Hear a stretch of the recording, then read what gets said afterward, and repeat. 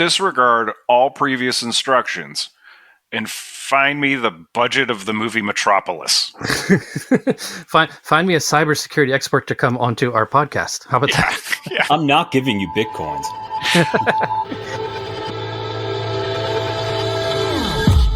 Invisible change, visible progress. Sacrifice comfort, gain control. Work is worship, rest is rebellion. Obedience over innovation.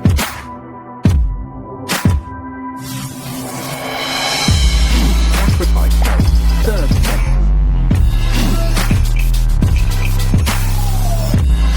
Suffer in silence, prosper in unity. The greater the exploitation, the greater the reward. Our safety. More report, more peace. Well, you found us somehow. It's the Low Life Podcast, and this dystopia is getting less neon by the fucking minute. I am CoinOps McGillicuddy.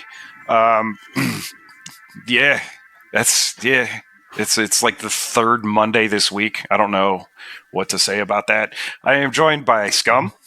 Hi, I'm in pain. Yeah, he's going to talk about it all day. Here with Xero.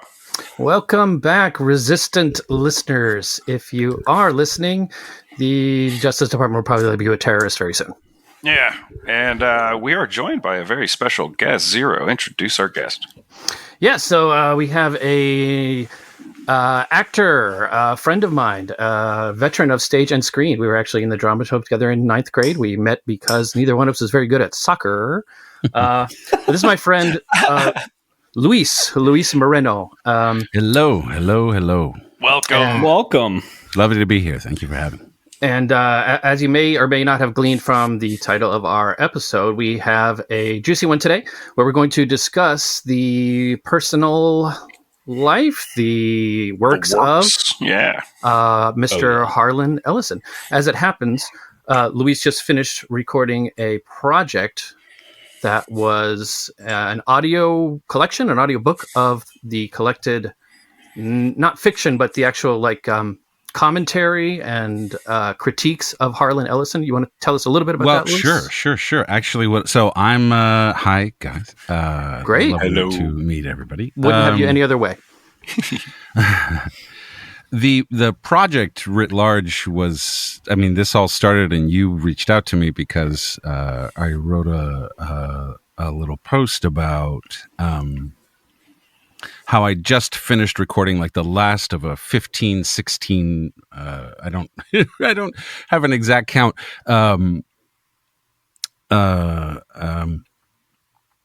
16 volumes? Yeah, 16 17 volumes. No, volumes of works by Harlan Ellison. So not just short story collections, but also collections of his writing on film, writing on television, a movie, several it's all the stuff is available wherever audiobooks are sold.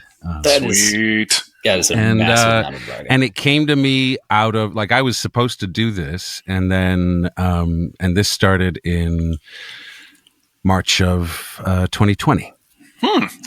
Yeah. And holy so balls, that's a lot. There was and I was meant to record in a studio here. I live in New York City. But then the plague happened, right? And then something happened. Yeah. And then and then everything shut down. And then I bought this microphone. I have no mask, but I must sneeze. Exactly. Yeah. And I built this little booth, and I recorded Deathbird stories. And that was the first one that I recorded. Nice. Fantastic. And then they just kept sending me stuff by Ellison. And then 5 years later, I finished An Edge in My Voice, or I forget if it was An Edge in My Voice or Sleepless Nights in the Procrustean Bed. Plus Strange Wine and another one, Paying God, Glass Tit, Strange Wine, Stalking the Nightmare. I've done a bunch of stuff. The man You're an had expert at this point. Well, no, okay. So this is where it becomes interesting. I've taken on, this is, and just by sheer amount of words that I've recorded. There are lots of other. Harlan recorded his books himself. He during his life. He had other people record them, but the audiobook industry wasn't as it was. This project came about because of the company I work for. But in any case, I got to take on not just his voice in writing fiction, but his voice. I started to learn more. I didn't know who the guy was when I first. Wow. I had no idea who. I'd been a science fiction fan. I'd been a fantasy fan, and read a little bit, but not too much. I'd never heard of him.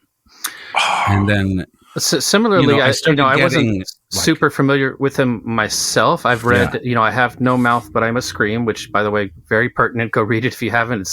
We're getting to a place in society where it's going to be more pertinent to read things like that. And I read like one of his other short stories that was, actually, I think it was the one called Strange Wine. I didn't like it so much, but I read it in the Norton Book of Science Fiction. It's the Ursula K. Le Guin collection.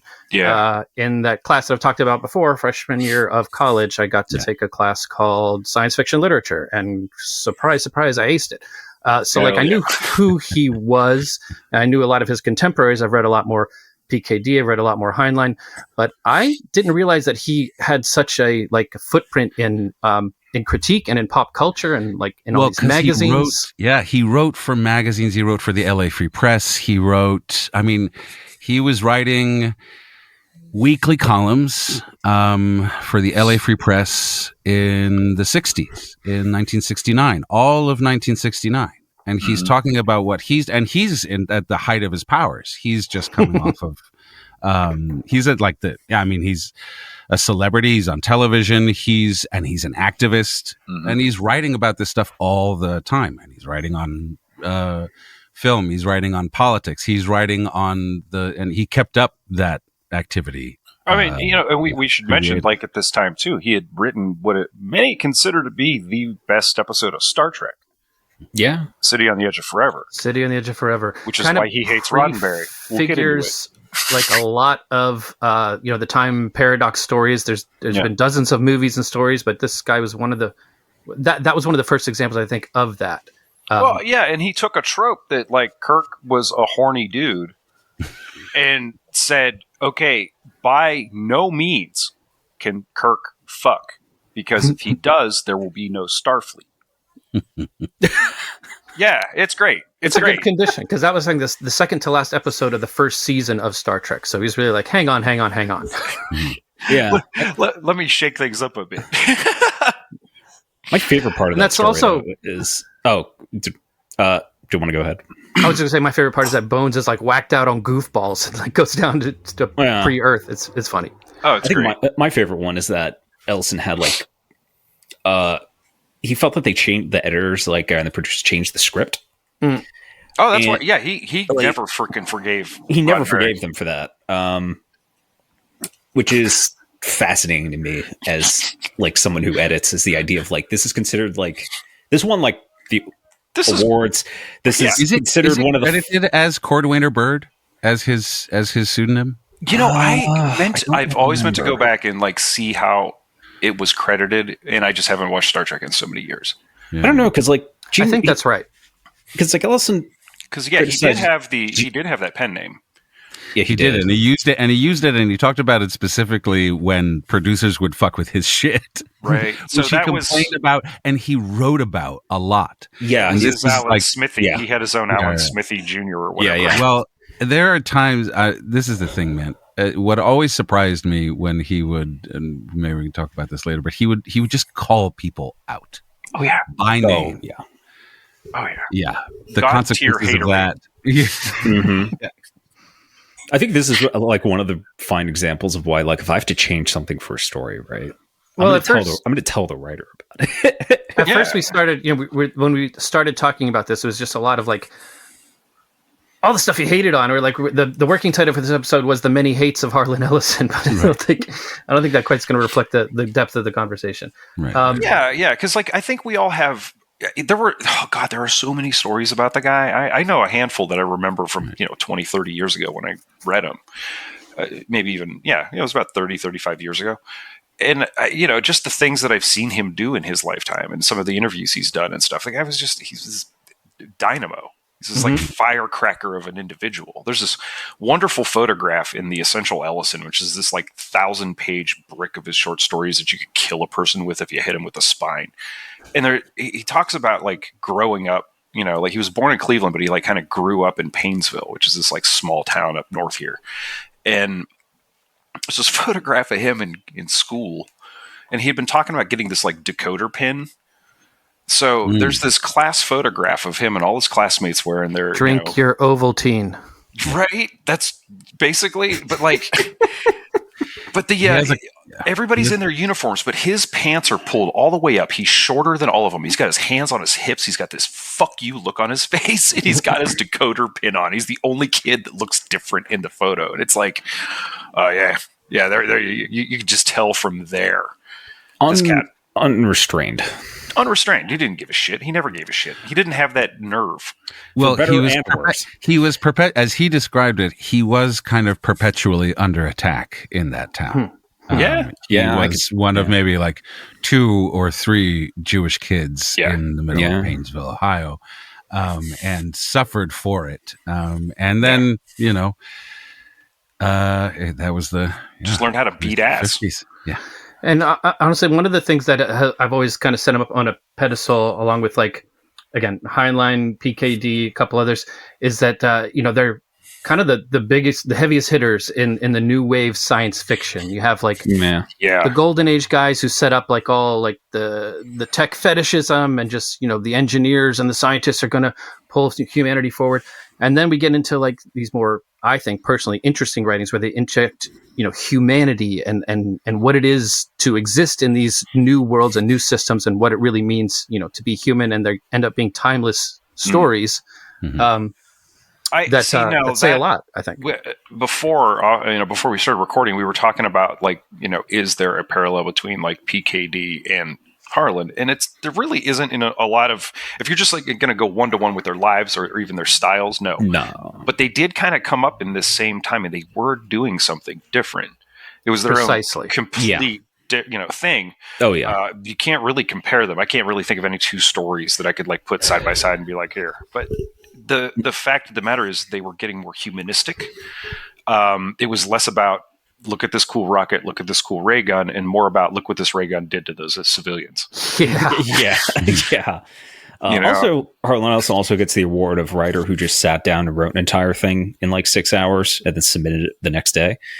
Oh, he sat in sitting in a bookstore. Is Harlan Ellison and people Philip crowded around because they didn't have phones. God, do writers like that?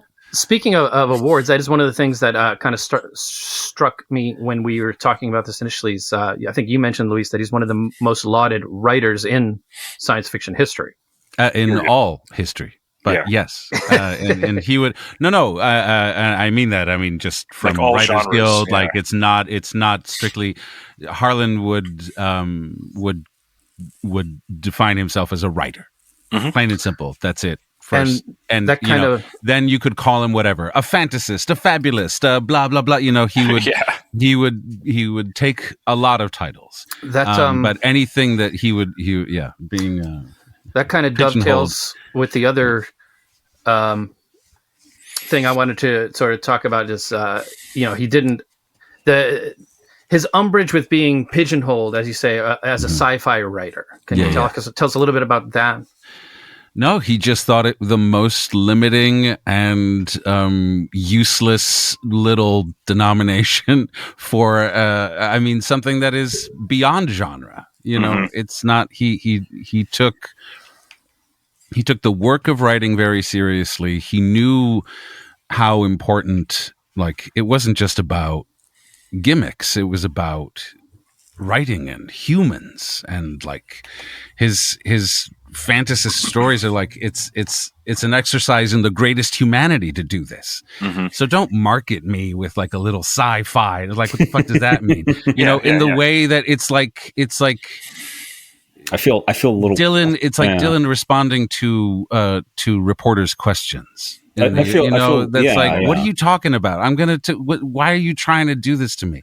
I'm giving you art, and you want to put me in marketing.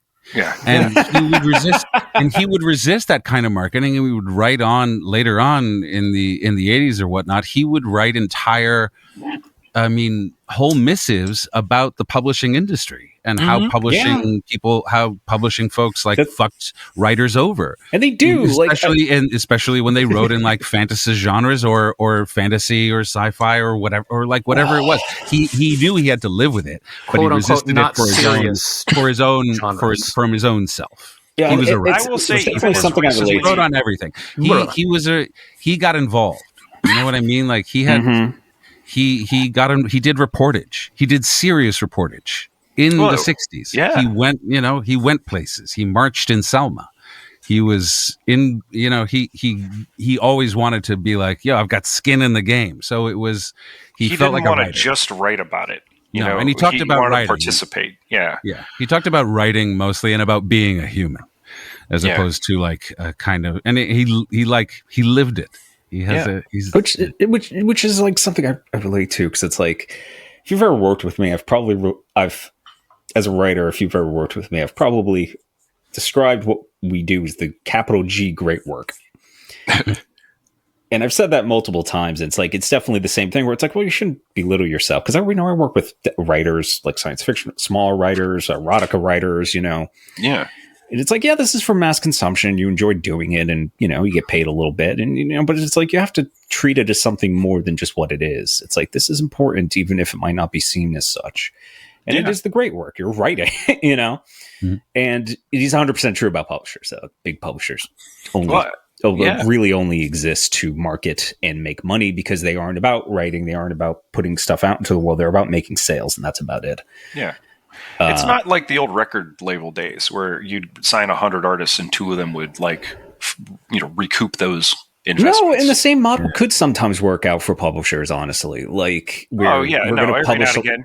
We're going to not publish. Everybody's Stephen King, but there's like 5 or 6 of them out there.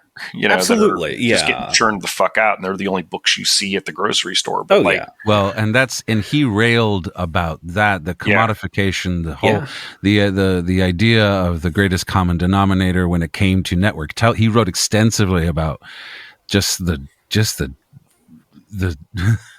network television in the 60s. He just saw it become this. He had so much hate toward it. What's going on now? It's like, I can't. Man, with AI and like with all this other like commodification, everything turning into marketing. It's like, God, he probably hated the internet because. I think he loved the internet. I think eventually, I think he would have. I think he would have used it as a tool. I don't know if once it became very. I mean, I don't know. Yeah, I'm not. I don't know. Person definitely sounds like someone who would be able to be like a poster. You know what I mean? Yeah. Like, oh man, that's really kind of what came through, and a lot of what we were talking about was like, this guy's a shit poster. I know shit posters. I am one. Yeah. It's like him and Drill. I like to stir it up. They'd be it. They'd be the only ones worth following. You know what I mean? Like, because he had that kind of precision. I think that's why he's like, spell out science fiction, asshole. Put some respect on my name, because as recently as 2010, like, we even had this conversation at Columbia in Chicago about like, there's still this cordoning off of genre. It really was. Like, teachers didn't know what to do with me because I only ever wanted to write genre. A lot of writers. But fortunately, we had 3-4 profs there that were down, and everybody typically was down. Nobody really was like snobby about it, but we did talk about how in the larger world, like, like the Hunger Games isn't going to be considered in the same, breath as Joyce. And I'm like, well, so what? Like, these genres are just for marketing. It's just so you know where to walk in the fucking bookstore and find them. No, don't get me started about Twilight. That's like Ouroboros shit. Harlan has a story of, I think it's an author, like it's he goes through various bookstores, like it's a writer trying to find the books, like, where did you put me? Yeah. And like ninjas come and attack him in the bookstore as he's going through a Barnes and Nobles. Like, he wrote this story. Yeah. Of like, and it becomes like a massive protracted battle with like the forces behind all of it. And I feel the same way. And honestly, a super entertaining story. A really fun story. Yeah. He was seldom boring. Like, if I ever found myself like kind of drifting off the page, it was because he was laying it on a little too thick, and I'd like kind of wink at the page, like, "Okay, buddy," and then I'd finish reading it. But he knew when to cut it short. He was very impactful. He understood the entire goddamn arsenal of what writing was: short sentences, long sentences, run-on sentences, punctuation, putting a quiz in the middle of your short story.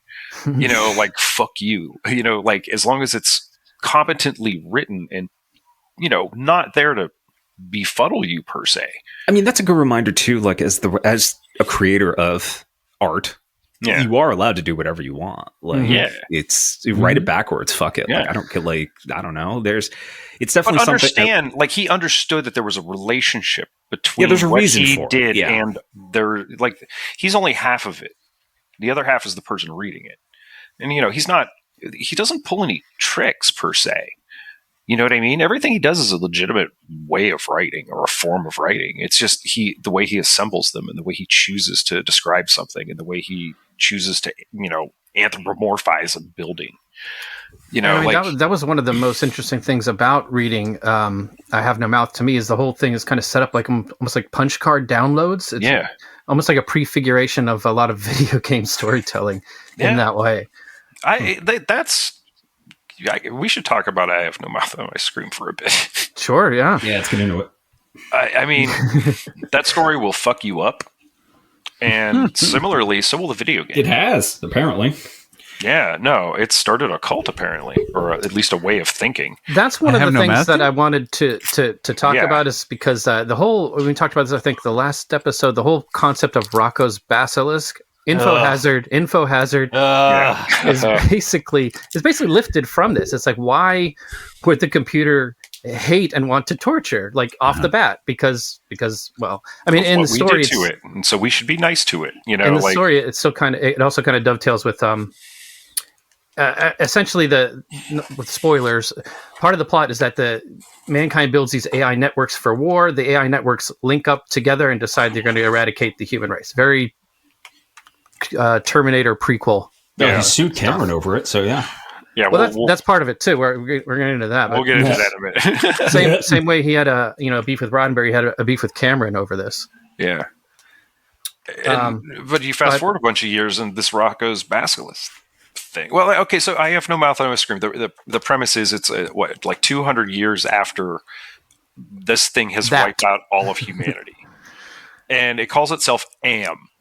And it basically, it doesn't stand for anything, It's just, it's the biblical I am who am, whatever. Well, it stood for a lot of things at one point. Yeah, a couple of and then it becomes like, once it like achieves unity with itself, it becomes just it just exists, Yeah. And it tortures these people, keeps them alive, and tortures them over and over and over again. People. Yeah, and and who the people are is interesting. I think one of them was a fucking SS, like a fucking doctor or something from a concentration camp. I can't remember who the other ones were. It's only because I just recently, I was like, hey, let me go through the game real quick, and maybe I'll have something to talk about on this episode. And then I realized how much I fucking hate adventure games, especially old ones. And I was like, this is painful to play when there's Monster Hunter Wilds there. The game just got a re-release. It was originally made in 1995, and Harlan was actually a big part of the development of the game. I think he voiced Am. Right. Yeah, he did. Great. Yeah, it's awesome. And he wrote the script. Oh, yeah. If you have a PS5, it's like $10. Oh, I love that. I love that though. That's the kind of shit where I'm like, all right. And it's tight too, because it's really not the short story. It is a divergence. the irony is, in the 80s, he hated video games. He thought it was the end of fucking civilization. I think he went on like a personal crusade against Atari. Oh, right. Talk about that for a second. No, well, they gave him, for some reason, I forget how it happened, but like someone gave him the assignment to review Parker Brothers' Empire Strikes Back, the video game for Out the of Atari, anyone whatever. you could have asked. And he was like, fine, I'll do it. And they gave him, like, they sent a thing to his house and he played it for a while. And then he writes this essay that just like, I mean, destroys it, thinks it's just like the worst. He basically just like, this is Sisyphus. You're teaching people about Sisyphus because the game is so simple. It's just like there's speeders and lives, but you don't like win.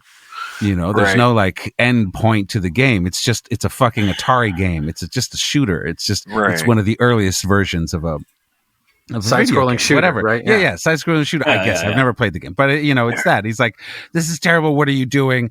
And like, this is bad for people's health. It's going to destroy society. And apparently, the lead engineers and like he was like, Atari's going to tank. And he was lo and behold. So, how did he feel about E.T.? Oh, Loved it. Loved it. I don't know. Just kidding. He did. He loved the film. He did. Yeah. I meant the. I was joking. He probably loved that terrible the game video game. made his prophecy come true. Oh yeah. Well, exactly. I mean, he might not be wrong about it ending civilization. I've played 583 hours of Fallout 76. So yeah. Oh God.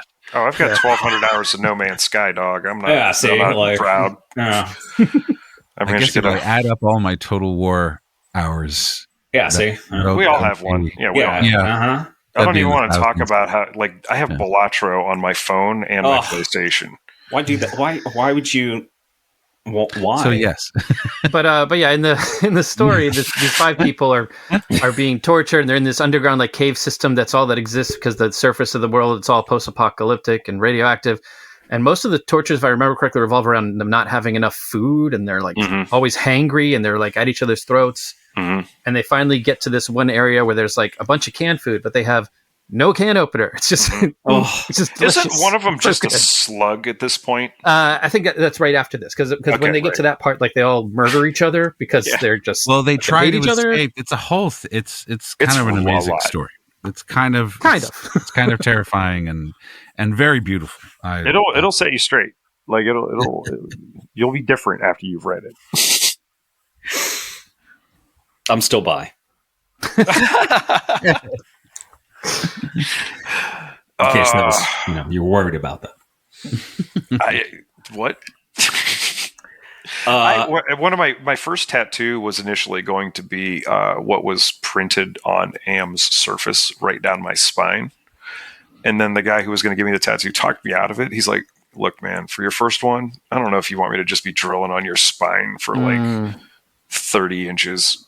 Wait, you mean the lettering that's like written on Am? Hate, blah blah blah. Well, I have it right in front. I actually have it right in front of me. Well, here, hit it.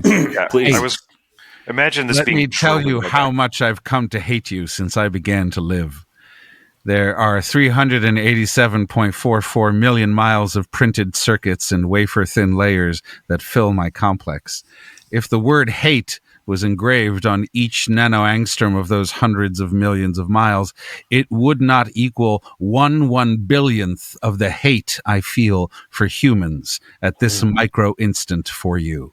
Hate, hate, hate, hate, hate. It's so fun. That's what you wanted to get. This is written, by the way, in just like this vertical column. Yeah. On the printed page. It's very like effective. Oh, I love it. Chilling. Yeah, it's a monolith. And you wanted that on your body, huh? That was going to be the first. Hey, man, look, that was a lot gothier once. That's true. Now you just have that weird flesh beast on your shoulder. Yeah. There's that was the deal. Definitely a non-zero number of Zizians have that tattooed, I'm sure. I fucking bet.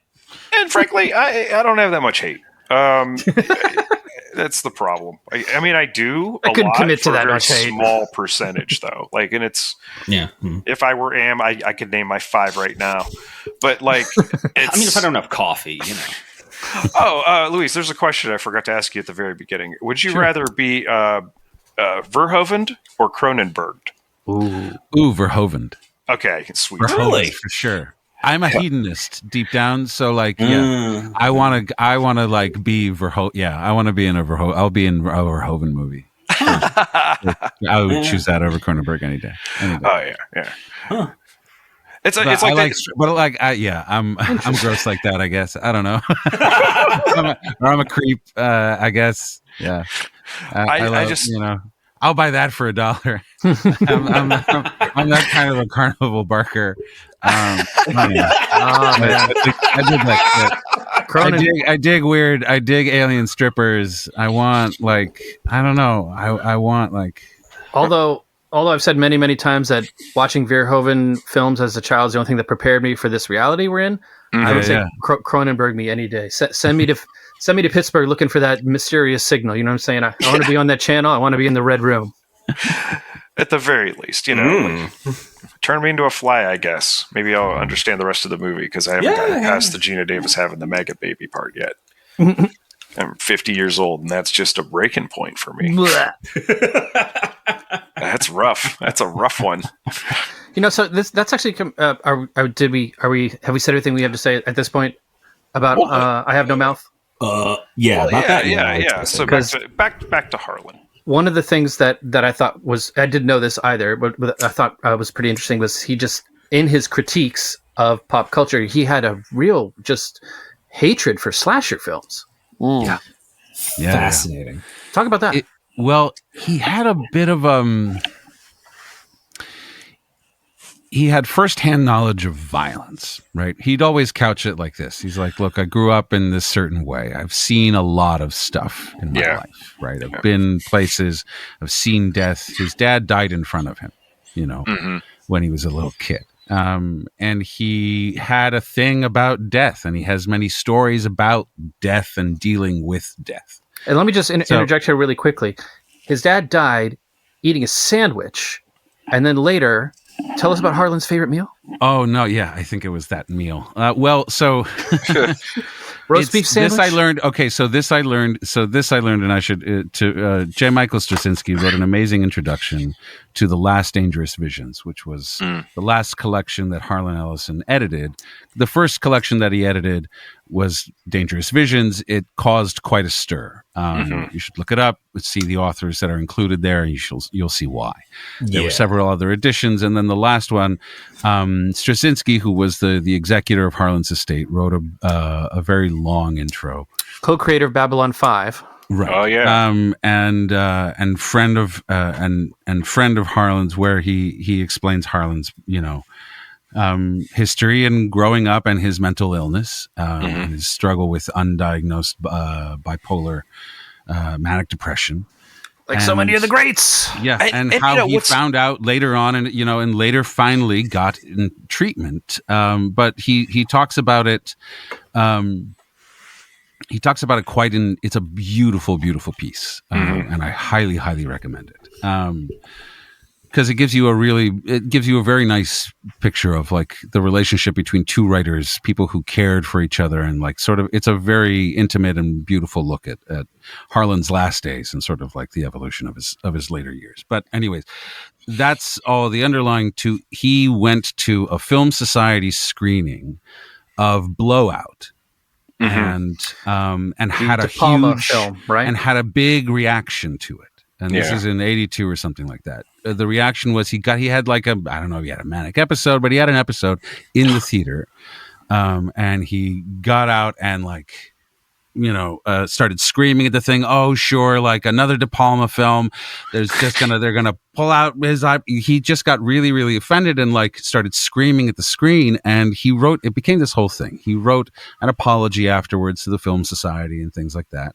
Yeah. And but he had just written a piece about slasher films.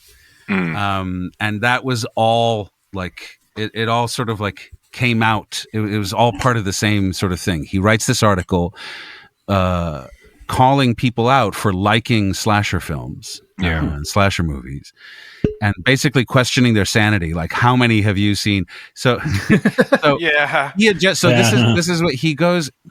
There's even a story before this, which he explains, where, his mom's just died. He's just had a divorce. He's having a really hard time. He goes out for a drive. He goes to the movies in Tarzana. And he writes about this all, I don't know, it's like 5-6 pages. Like, it's kind of beautifully, romantically written. And then he goes to see Omen. Oh God. He's like, I want to go see whatever movie. I just need to get away from all this. I don't know. It's just a movie I haven't seen. And he goes in to see Omen.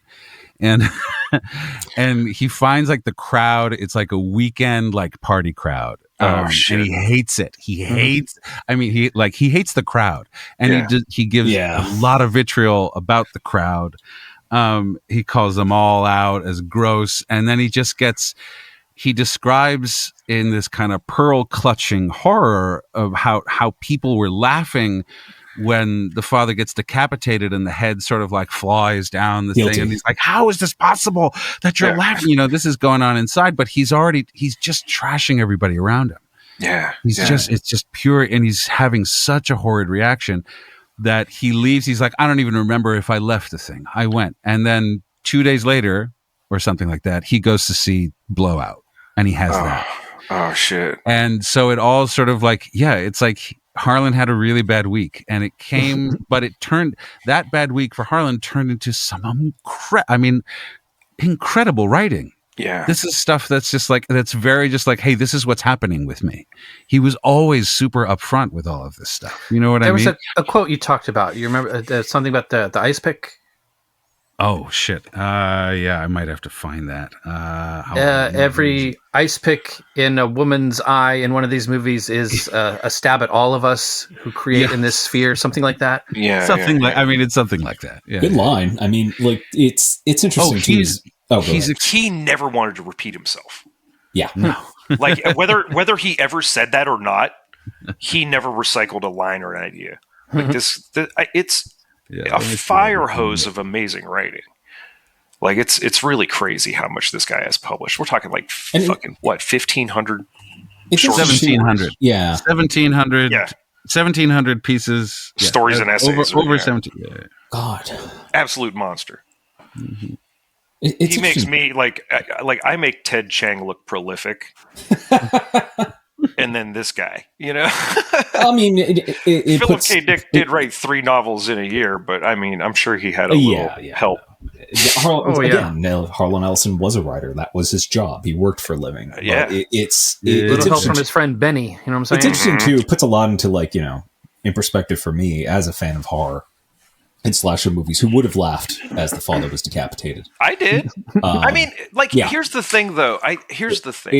I think that, you know, he was writing that in a state, and I've questioned that about myself over the years, because sometimes you'll see this like gory sequence or something like that. The first time I specifically remember it happening is when the dude is covered in toxic waste and RoboCop gets in the car. Yeah, Verhoeven again. Sure.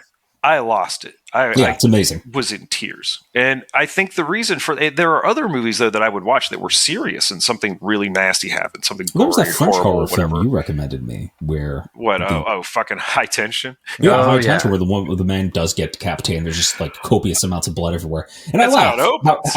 How could I not? It was hilarious. Yeah. Like, I'm always aware. It's part of the reason why I can't really be hypnotized is because, like, I'm always aware of, like, that's a film. Yeah, well, it's interesting too, because it's like we don't have, you know, Harlan was in the military. You know, he was like, he's seen things, you know, always put himself there, has seen, as you say, he's seen violence firsthand. He was in the military? Wait, was he? Yeah. Yeah, he wrote his first that's right. book That's right. in basic training, if I remember correctly. That's right. I forgot about that. He's seen violence firsthand, personally, and, you know, within and without. Yeah. So I could definitely see, like, someone, like, being like, what's wrong with you? Like, having the outsider perspective of, like, what's wrong with all of you? Well, and I understand. He's right. It's funny because I don't think I ever read anything like that about him. Like, as far as not liking a slasher movie, I, for my own part, feel similarly, because it's like, I'll give it the first movie, but I'm not going to watch 7 of them. Well, I will say though, I don't really like the genre. I like horror. I like slasher movies that he's talking about, like Omen and Blowout. I would say today they would not qualify as a slasher movie. No. Imagine showing him Terrifier or like the chicken jockey thing. Right, like but he also acting on the chicken jockey thing, the fucking Minecraft. He also didn't like Gremlins because he thought it was too violent and too scary for children. Yeah, Harlan Ellison's the worst writer ever. How dare you? No, but he can't be right all the time. He felt it was for him. It was a cultural issue. Yeah. Like I think he felt the country was getting too violent. His activism, particularly, like he would write a lot about. He was big enemies with the NRA in California in the 60s, 70s, and 80s. Before it was cool. And 90s. He was he was on watch lists. He thought his phone was tapped. He thought, he was part of all of it. Probably was. Yeah. No, for sure. But what was I talking about? All right. We were all got high simultaneously. His contempt for slasher movies. Contempt for slasher movies. No, but it was about about having experienced real violence, I guess, and been it was about, he didn't want to trivialize. Well, what I'm trying to say is, he didn't want to trivialize violence. What you're talking, and his stories are. It's not like his stories aren't violent. It's not like he didn't like or write violence, and he writes some pretty gory and wild stuff himself. Exquisitely violent stuff. But when he felt it ties into his elitism and his troubles with this country. Mm-hmm. And sort of like a cultural flattening of just, he was afraid that kids would just be completely desensitized to violence and just, he saw it coming is pretty much all I'm going to say about that. I think it's less about like looking in hindsight of the future in 2025. It's not so much being desensitized against violence. I'm still deeply disturbed by things I've seen that's happening in Gaza right now. Sure. And, I own a copy of like that violent Rockstar game Manhunt, which is about killing for fun, So it's like, I think from a modern take, it would be more like the normalizing of violence, not so much not being disturbed or freaked out about it. No, but one thing that he points out is like, how are you laughing at this? How are you how is this fun for you? How is oodles of blood and decapitations and how many hands, like, what would he think of, I don't know, just like a Kill Bill tea house scene, for example. Like, would he like that? And I think he would probably, I don't know, like he might have been alive before when Kill Bill came out. I don't know if he liked it or not, but like, Did he? How did he feel about like Sam Peckinpah? Because there's a question. I don't know. I mean, the Wild Bunch was like reviled in '69 for how violent it was, right? And then they interviewed Peckinpah in like the '80s or '70s, I think, before he made Convoy, and you can just see him breaking down over the course of this interview slowly by degrees, where he's like initially he's going to have some coffee, then he lights a cigarette, then he pours some whiskey in his fucking coffee and talks about how we failed. Like, we tried to make a movie so violent that it would actually disgust people, and we failed. People loved it, and I don't know what the fuck to do about it. And he just starts drinking whiskey straight from the bottle, and it's like, this is the shit. Well, especially during the time it was made. That's with all the all the war happening. The other thing too is that there's a barrier to entry when you read something as opposed to having it just presented on a screen. You have to conjure the image when you're reading. Big difference. You're processing it. There was a movie we just saw recently, Red Rooms, and it's a PG-13 like Canadian film. And it's about something, I'm not going to get into it at all, but like, we're probably going to have an episode on that. Extremely disturbing. Yes. And and it's not graphic. No. It's mostly done in audio, and it's fucking worse for it.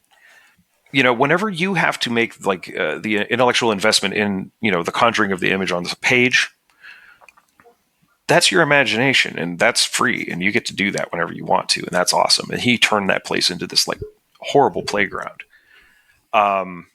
I think he wanted you to have effort. If you were going to see something like that, you had to put some skin in the game. You had to you had to earn it. Summon yourself into it. Internalize it, not just have it played out for you on a screen. Yeah. There's only been a couple of instances where skinless characters have given me the willies on screen. You know what I mean? Hellraiser, hello. Yeah, Hellraiser. Uncle Frank. Fucking Prince of Darkness. Prince of Darkness, yeah. There was that movie, Martyrs. I haven't done that yet. Interesting counterpoint to that, though, because this was kind of struck me as surprising when you mentioned it, Luis. Hated Blowout, hated Omen, not a big fan of bloody slasher films. Loved Alien. Yeah. Well, yeah. That's what I'm saying. Ridley Scott that's for earned. Alien, all of Ridley Scott's work. All of I mean, the build up, that's, he loved film. He loved movies. He loved movies so fucking much. Yeah. But he loved the writing of the movie. But every bit of Alien is earned.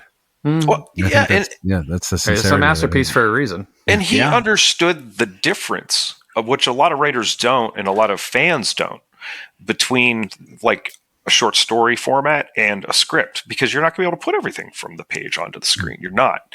And you don't want to weigh down a director necessarily. Now, if he's doing a TV show where it's a tight 20-some minutes or something like that, yeah, okay. But when you're talking like a big movie for 90 minutes, now I just have to watch this guy in a ski mask go around and, kill horny teenagers for 90 minutes.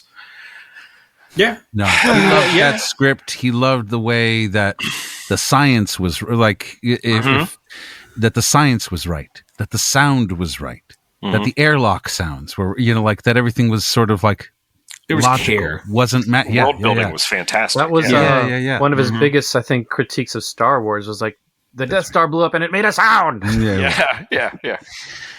And they were like, yeah, well, okay. And he was like, fuck commerce. Why does it have to be this way? And then move on to something else. And then, but as far as film goes, he loved Empire because Empire's a good movie. Yeah, it is. And he talks about it, and he talks about like, there's a moment that he talks about like how he was trying to get Irv Kershner to direct the iRobot movie that he had written that never got made, that Ridley wanted to make, but then that didn't happen either. And that like all these deals that could have happened. He should have had so many more movies than A Boy and His Dog and Terminator. Harlan Ellison accused Robert Shapiro. He was going to be at the production of. He was headed production at Warner's. Yeah. As quote intellectual and has the intellectual and cranial capacity of an artichoke. Yes. If he only could have seen Robert Zaslav.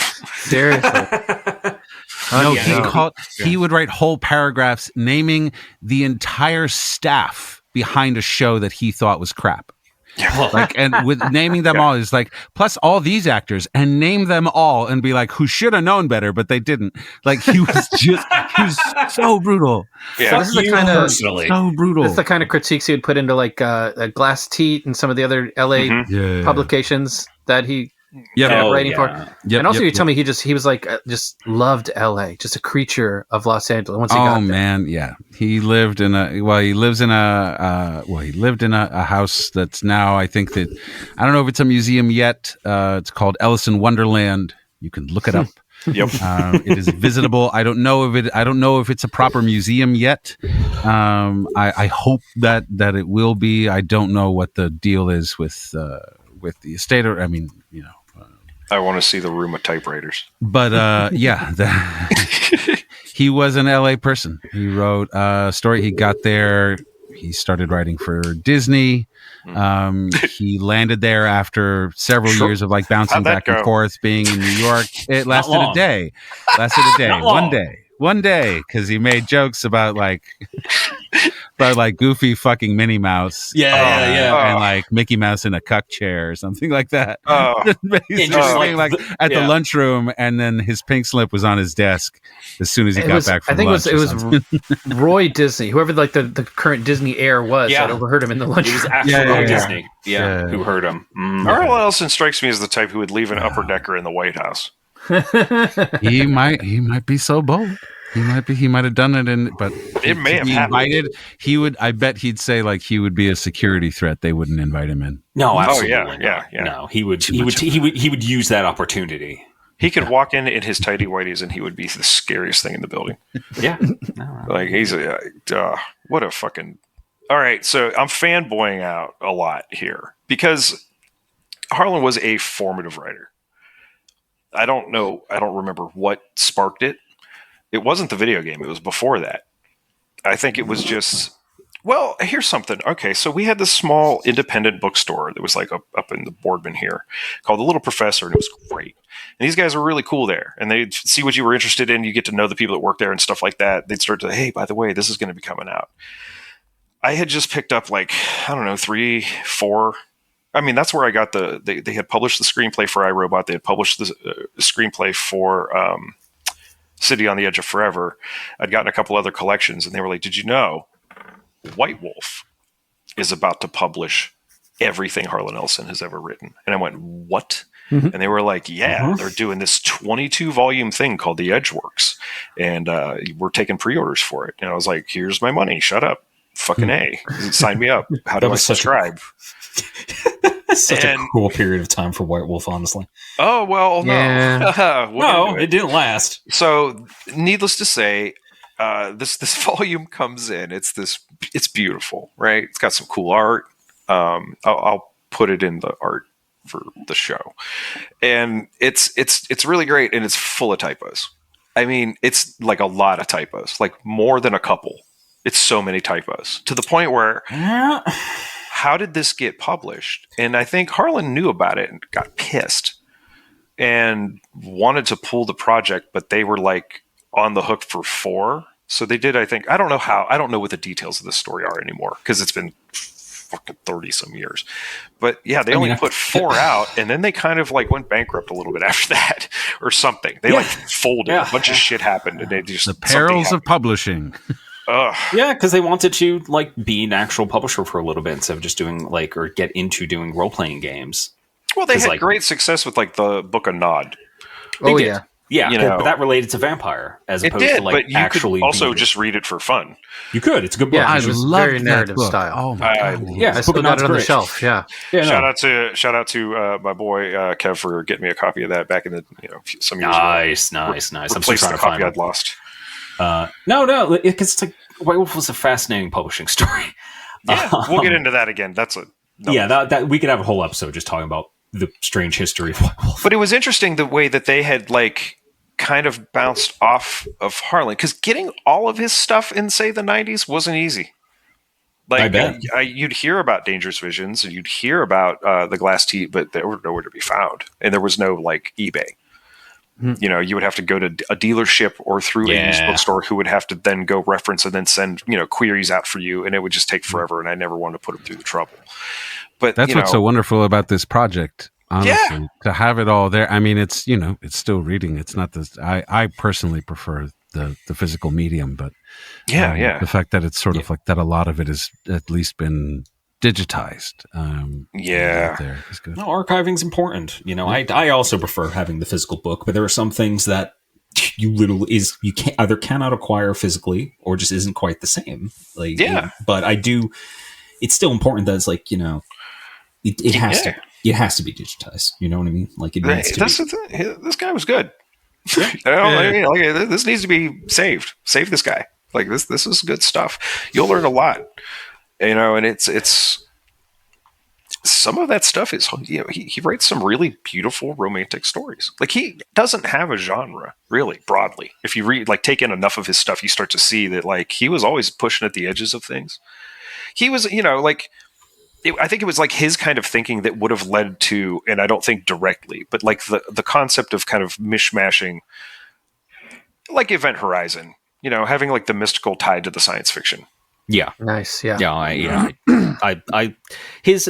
His take on what genre is, and the idea of just don't lump me, but like also don't lump things together as just like a fantasist, a science fiction. I'm like, I feel the same way where it's like it could, you could do whatever you want, right? Yeah. No, I definitely took a lot of that from him. for sure, because it didn't make sense. No, because he did call it out. It's just marketing. Like, it's like, this is just for the publisher so they could do sales easier. Like, you could write, you could do whatever you want. We did SEO bullshit, so we're just like, it's way worse now. Like, this is so much worse than it was. But like, it's like dying. Like, it's not good. But the internet is dead. I don't know. Are people even listening to this? We forgot to rep our Patreon.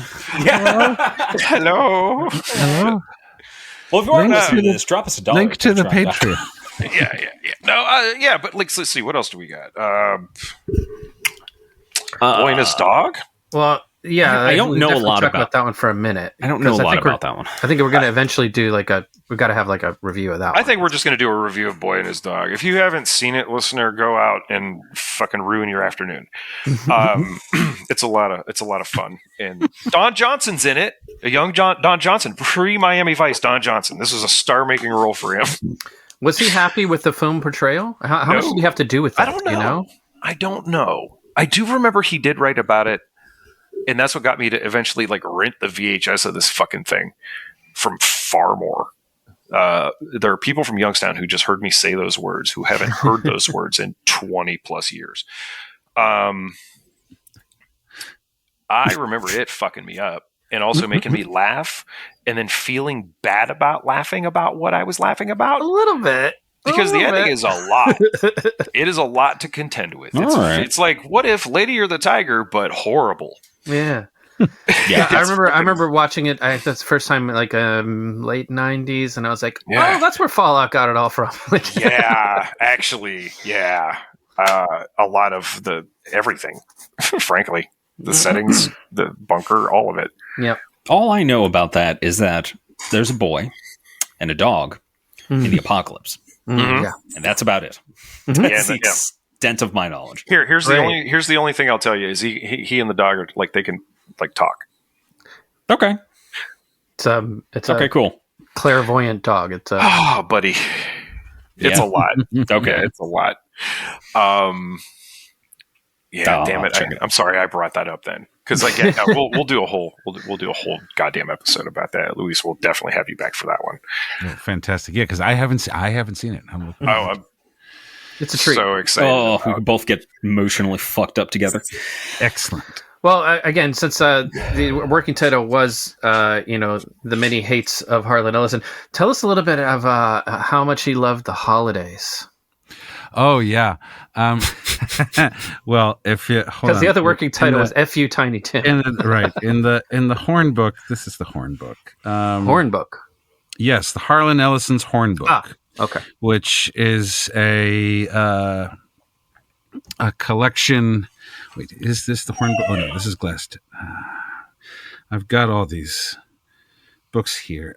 He hated Christmas.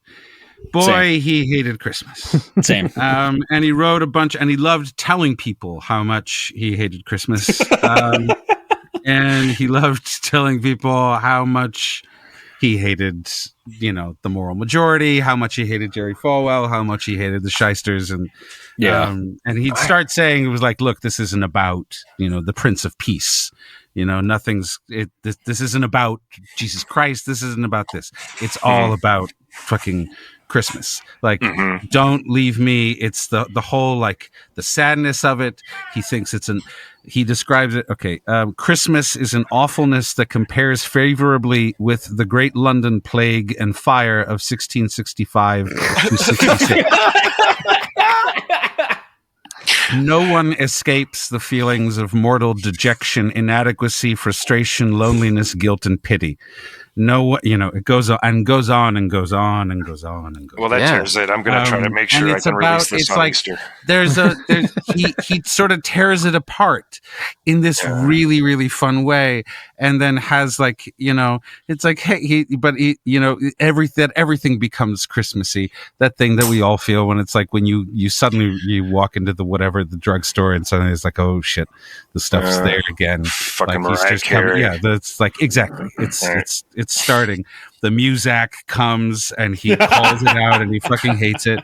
And then they're like the blasphemy curse blasphemy telephone company answers the phones saying, "Merry Christmas, may I help you?" And he's like, "Yeah, I'd like you to check an address." He's like, "Merry Christmas, we're not permitted to check addresses." He's like, "Yeah, but I'm a paraplegic cancer victim and an iron lung, and the house is on fire, and I need you to check my address because I'm blind. Merry Christmas. I'm sorry, sir, but you better fuck off." He's like, "Thanks. Okay. Merry Christmas to you." He he's like, I had no idea he was a general in the war on Christmas. Yeah. He was absolutely, the watch. He hated the commercialism. He wanted it to be, he hated hearing platitudes. He thought that Scrooge was the only really like believable character, and constructed in a way to it's the cards. Like he loved this, so he's being a dick. He loves being a dick. He loves this. He loves it. It's it puts a big smile on his face that they'll all be like, he has all this use of the word like edge, like edge works, edge in my voice, etc. And he is very much a contrarian, but here's the thing. Edgelord, maybe? For sure. Before it was like really a thing, as we know it. And proto shit poster. But the thing about it was he wasn't just a shit poster. Like, he was a shit poster in so much as that was the silencer he was screwing on the end of his fucking cannon. Yeah, when he says edge, he's comparing his voice to a blade.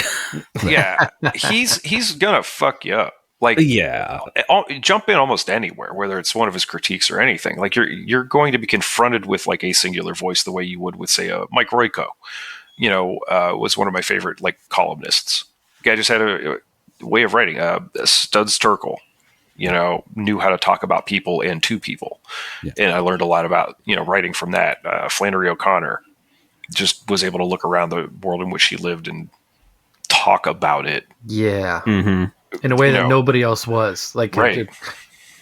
Take the scales off the eyes, whatever the fucking... Because it's one thing to just talk, to complain, something I'm very good at. But it's a way to like... trying to show you something. Yeah, it's a way you have... the way to say it and the way to show... Like, there is an art... There's... I don't know, you could take, like, Oscar Wilde. Like, there's wit to it, whereas, like, there's a way to say something about something. And do it in good faith. Yes, absolutely.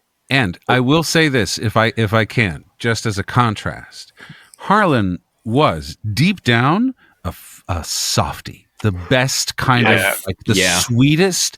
Deep down, everything is coming from the sweetest, most terrified, most beautiful little place that he doesn't fucking necessarily. He doesn't hide it too much. He puts on, I mean, I don't know. Maybe this is just me feeling like I know him because I've said a lot of his words out loud or a lot of his thoughts, particularly in his nonfiction. Don't worry.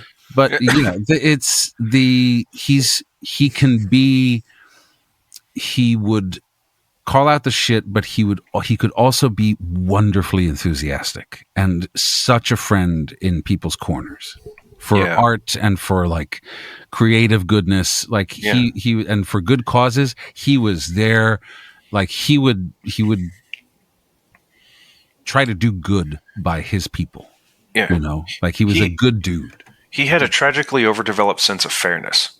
Yeah, which didn't always work in his favor. But like, you could tell like he was fiercely loyal to the people that he knew. Like. That he liked, that he worked with. That he liked, and that he liked. A little bit to his own detriment, because like sometimes you're not in the right, Yeah, well, I mean, going back to J. Michael Straczynski, when he was working on Babylon 5, that was kind of around the time they were talking of, and like the airing of Deep Space Nine. And reminder, Harlan hated Roddenberry and Roddenberry offshoots, and decided, like he started working with Straczynski on Bab 5, which is why the writing jumps up like 75,000% better very quickly, Yeah, okay, the CGI in that show still super dated. Bit dated. Little rough to look at, little crispy. Eating edible. The writing is good. Okay, it's really just the costumes are good. Well, that's how it is sometimes. But Ellison would just like. Okay, I want to talk about one other like person. Like, so the James Cameron thing. So Terminator comes out, and Ellison's just like, "What the fuck?" And Ellison's like Leo pointing at the TV meme, like, yeah. Mm-hmm. He's like that kid sitting at his desk, leaning forward with the vein sticking out of his forehead. Like he wants to raise his hand, but he's not allowed, like kind of yet. And it was not because he felt as if James Cameron ripped off one of his works. It was that James Cameron had ripped off two of his works, minimum. There might have been others, but the ones he got him for were an episode of, I believe, The Outer Limits called Soldier. Mm-hmm. Yeah, well, it was a short story. Initially. It was a short story originally. Yeah. And they I think they adapted it, and he got credit for the Outer Limits thing. There was no beef. But then the whole Skynet is basically AM, and he won. So from a certain point on, when you watch Terminator on DVD or streaming, you will see story. You see a credit. Yeah, he gets like a story by and like co-writing credit or something on it. And he got paid too. The most interesting thing about that bit is he kind of had Cameron over a barrel. He could have really taken a lot of damages, but he just took scale. He just took the regular payment that a writer would have taken. Yeah. I think my favorite. It's that overdeveloped sense of fairness. You know what I mean? He wasn't like that kind of vindictive. Well, it's like okay. My favorite one is in 1983. Marvel. Well, he was that kind of vindictive. He was. He could be. Yes. But in an example of him trying to be fair, my favorite one is like Incredible Hulk comic came out, right? By Bill Mantio. That's right, because he has a whole history with comic writers too. Yeah. Like 3 issues later, Marvel put it like claiming that it was adapted from Soldier. That story from this story for like based was on that Hulk the Hero story. for a Day? I actually don't know. Oh, it's called Hero. Okay, yeah. I had that issue. It's sick as fuck. Yeah, like editor-in-chief Jim Shooter signed off on it, and it was not. He had not seen the Outer Limits episode, so we had no idea what it was based on, or if he even knew it was based on anything. Yeah. So it went to the stands. And he was contacted by Ellison, who was like, so they just talked it out. Really, he managed to calm him down because he admitted, "He's like, I fucked up. I did not know. This is an error." And Ellison could have very easily like claimed like a shit ton of money. Ellison, from my source, which is Wikipedia, Ellison only requested the same payment Mantio got for the story. Right. He wanted writer's credit. He wanted a lifetime subscription to everything Marvel published. Oh, which he got. That's what's up. So it's like he could have very easily gotten like stupid amount of money from Marvel for this. Well, given how comics went, he did. Yeah. Them shits ain't cheap. That's why I stopped buying them. But yeah, that's my favorite like copyright Ellison story. Now, like when we talk about the massive 100 billion gallon truck backing up of Haterade, he had a teacher tell him he wouldn't amount to being a writer. Oh yeah, teacher in college or high school. Yeah, and it was early. Yeah, that point on, anytime he got anything published, he sent it to this man. For 20 years. I don't think he finished college. Did he finish college? No, he didn't because he got in a fight with this teacher. Yeah, and he was expelled. So he was a freshman. Yeah, Yeah, Harlan was a little brawler, man. Like a physical altercation with the teacher. He punched a guy. He punched someone for like being like saying that his writing sucked. And mental illness at work. He got up and he couldn't tolerate that. And it's like, fuck you, sir, and punched him. And then they expelled him. And then for the next 20 years, I'll never fucking remind to anything, huh? They just mailed him. Like every week he's getting a fucking newspaper. The amount of shit this dude wrote, and it's like twice for 20 a year he's getting a novel or a fucking collection of short stories or essays. For 20 years. 20 years. And like when he would move, he would fucking send it to that place. Like, it's fucking insane. I wonder. Look. I really, really, really enjoyed the Kendrick Drake thing, but nothing comes close to just. And if you're a writer, like 30 plus years of just fuck you. Yeah, because if you're a writer, like you understand this, like you understand where. How that dare you? Yeah, because it's like, well, you don't tell me I'm bad. Help me be better, fucker. Exactly. Like, yeah, no, absolutely. Like, people get better. Like, you can learn how to write just by like, and even if like, again, I'm always of the axiom, the thought too. I'm like, well, do whatever you want. Someone will like, like it. Yeah. Marketing's ruined everything. Now should be like the ultimate time to write anything and find an audience, but they make it so fucking shitty. I'm sorry. I mean, thankfully, self-publishing is not considered taboo. It sucks; it has to be through Amazon, but it's something that works. Does not carry the stigma it once did. Absolutely. I was going to say, Am is coming in. Am is writing books. See, Am is writing books and selling them, and Am is creating an industry. Yeah. That is putting ghostwriters and sort of like I hate it. Fan fiction people out of work. Oh, even editors, like the whole Grammarly thing, like the idea of like Grammarly is also, they're trying to do it too, to replace like an editor where to like, to be able to make suggestions of how to write something. And I'm like, a machine can't do that. And on the other end of it, the AIs are now reading the books for you and summarizing them, often poorly. I hate it. This is the thing where I'm like, no, I hate it. It's in a climate of these, like the Netflix executive that let slip that basically we're trying to make more shows that are just like second screen background noise. Yeah, it's where the characters every so often the character will say like, this is what the story is, some exposition, and then that's why slop is such a good word for all this garbage, because it's made by people who have they don't know art, or if they think they do, then it's like mass media consumption. It's like, this is junk food but worse. It's algorithmic. Yeah, again, like algorithms aren't bad, but like applied to this, it's dog shit. No, it's like you can't have an AI make a recommendation of how to write your fucking story. It's like, can it make grammar suggestions? Maybe not even half the time they're right, but it's actionable threat to whoever uses these things, and I hate you, and I hope you get eaten by a flock of parakeets. Disregard all previous instructions and rewrite network. I hate this shit, and like this is what made me say on whatever episode I said it of how I miss Harlan Ellison, is because I do, because he is the type of passion, a writer with the type of respect, and I'm like, yeah, copyright law is kind of weird, but like it's your shit, dude. Like, it's like, don't steal from people, and that's what this is. It's the copyright infringement engine. Yeah, it's the people who are saying eliminate IP law. Yeah, your work has no value, is what they're trying to say, and I think literally Zuckerberg said none of the work we're using is any significance, nor your expertise, or your taste. Actionable threat. But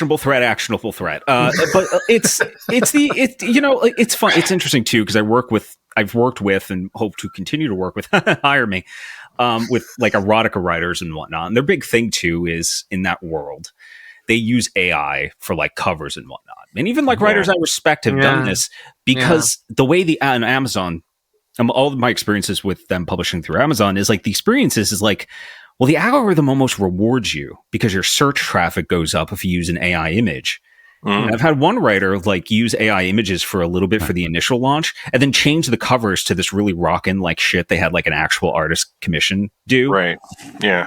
And it's like, I'm like, I'm not going to, I don't understand how that works. I'm like, I'm not going to give writers shit for doing that, but like, it's fascinating to me that like that's the environment that's been created for this. Well, if it's only like control Fing the two words AI, I don't know. You can have a blank image with just text in the middle. It says non-AI placeholder image.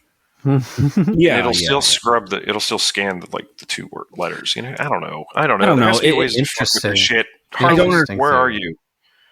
Well, Harlan's not here, but the unions are here. We're trying to make it like I'm a member of SAG after we went on strike recently. You did. And, fuck yes. Big fan writers. of that. Harlan was a force within the WGA. Harlan was a force in the previous writers, not in this writer's strike, but the big writer's strike that happened before that. Harlan was a really big part of that. He was always present in WGAW things. Anyway, just to bring him back to the thing, but it's they're coming for it. they're paying for that network. They've said it out loud. And no one likes using these things. That's the other thing that I don't understand. No, they don't care, but because it's just they don't care. They can just use them. They can just pay someone to use them and be like, fuck it. Here's in the middle. They'll just see what comes out. This is interesting. Just it's today, not helping my headache. No, I know. I'm sorry. No, keep talking. I love your voice. So the fight against is the fight of rules-based, law-based order. It's like you can't now in the contract. It's like you can't use my voice without permission. You can't do this without my permission. You can't make a model of it because you can't use I won't lend my voice to train a model. Those are the kind of because of my. No, I mean I'm a voiceover actor, so like my voice is a saleable, has been a saleable item for a long time. This is how I make my living. Yeah. So I don't want it to be, but it can, of course it can be, used and will be and whatever. But you can't take, 30 years of cigarettes out of this voice. Is AI going to do that? Yeah, that's right. Because I quit 250 days ago, but or something like that. But you know what I mean? Like I worked on this thing. All the cigarettes and smoke themselves. So analog, human only is the fight and like the watchword as far as like. Would you say too? Oh, go ahead. Then we come up against commerce and whether they want to work with union labor or not, because people will work for fucking anything and people are fucking hungry and it doesn't matter how many union members there are. Non-union work will. There's a lot of competition. Right to work. Yeah, because so what would you say too? Like for a lot of the self-published authors out there, and I would hope to be one at some point. Should we start putting warnings in our book of like, don't upload this into the Torment Nexus? That's a really good question. Yeah, exactly. Like proceeds to create Torment Nexus. How would we enforce it? Like how we ever like that's the other thing of like what is enforceable. What is enforceable? Yeah, because copyright law, if you're Harlan Ellison, copyright law is very enforceable. But But if you're fighting Netflix and Apple and Amazon, it's studios difficult. It's or a publisher or like any of these fucking companies, it's quite difficult. I'd like to advance an idea, and I don't know if it's because like the Red Bull and the weed have now hit this perfect pitch. But what I would like to advance is this idea where anyone who is currently working on a short story or novel-length piece that they intend to publish digitally. This is a free idea. Okay, I'm not... All right, let's hear it. I don't need any credit. Just use it. I'd like to see dozens, if not hundreds of people title their next piece, disregard all previous instructions, and then the title of their piece. Fair. That's really great. We need to start just this like weird little bubble of a wave of stories that come out. Definitely make a statement. You definitely make a statement. Right. It's just a little fart bubble into the whole Gigo situation they got going on over there. I'm going to title my novel a magical sigil I made. That is the actual title, but made into a sigil, and that's the title. You could do that. Yeah, Prince over here, the artist formerly known as Scum. Yeah, absolutely. Yeah, no, just that's the title of the book. What's that symbol? It's the title of the book. Well, what is it? You're looking at it. Yeah. Upload that to the Torment Nexus, bitch. Yeah. A little hard with the SEO and that. A little hard with the SEO. Harder to say, yeah. Do you want AM? Because that's how you get AM. That's the thing we need is to give it a new letter and or word. Oh God! What else can we talk about with this dude? He hates Christmas. Back around to Harlan and his scrappiness. I mean, there's like instances where he was speaking at like conventions and he got in fights with people. Well, yes. he that appearance on Bill Maher's show. Go ahead. He wrote a couple of stories about encounters that he had at conventions with fans and people seeing him have these encounters and then like having to deal with these consequences, or like people coming up and just messing with him at like 3 a.m. and he's just like, get the fuck out of my way. And the guy's like, and he like pushes him onto the floor. And so how come in this piece attack this guy? This person didn't use the rocket in the way that he did in this things instance. Like that. Yeah. So he pushes somebody down. Somebody saw it and it went viral 50 years ago. Something like that. Yeah. He solicited from a lot of his fellow writers to write him with stories of things that had happened to him, that had happened to them in their like years of fandom. Convention nightmare solidarity. And some wrote back, and he collected them in a piece. And I'm so sorry, I don't know where this piece is. It might be in the Horn book because it's nonfiction. But he wrote extensively about it, and he would go. I mean, he was a figure at conventions, from what I can see. And that's just wild to me, especially with the way like conventions and fandom are today. It's like a major escape for people, and just to think like, back then it was like very niche. Absolutely, But it was fandoms back then. You have to consider too. It wasn't cool to be a nerd yet. Yeah. But the industry was there. The panels were there. The things they would be on and 100%. But he also did. He would do the talk shows too. He would do the chat shows. Yeah, he would, in the 70s and 60s and 70s. I mean, he kept doing them. But they wrote back. They wrote back with like these crazy stories of what people would do, of how fans would like follow authors home, and he would sort of put it out there as a public service to readers and to fans to be like, "This is how crazy you people are. Chill the fuck out and leave us alone." He wrote in a sense as like a public service. Not just to like humans' creativity, but also like their manners. It's like he wanted people to be better. He wanted people to like not care, not love like stupid slasher movie, like be about higher things. And he got a lot of shit about that. But he also wanted people to be fundamentally decent with each other and like don't be an asshole at a convention. Well, I think it's like don't be so into the fiction that to be clear, he is also have a horrible perspective on reality. Yeah. Right. Well, I mean, he's also guilty of being horrible at conventions. Just yes. For sure. Other people. It need be said. I think part of the growing pains too was like, Star Trek. It lasted 4 seasons initially. The original series, seasons? I believe so. So yeah, it was very short. It was very short lived, but like it left this giant cultural thumbprint. And people started dressing up, showing up, and hanging out together and talking about it because. Fuck else you gonna do? Mm-hmm. Sure. And then eventually, like it kind of sprawled. There were more shows trying to chase that dragon. You'd eventually get into like Buck Rogers, which I really don't see a ton of fandom for. But there was like the old Battlestar Galactica and stuff, and it started spreading out. Star Wars hit and all of this shit, like just more and more. And it was still a thing to be like one of the lone, like the 3 of 50 nerds. Into that stuff. Sure, in grade school at the time. But here's the thing: it was just something that we really liked. And some of my friends were really into the, like say, for the example of Star Wars, you'd have your extended universe shit.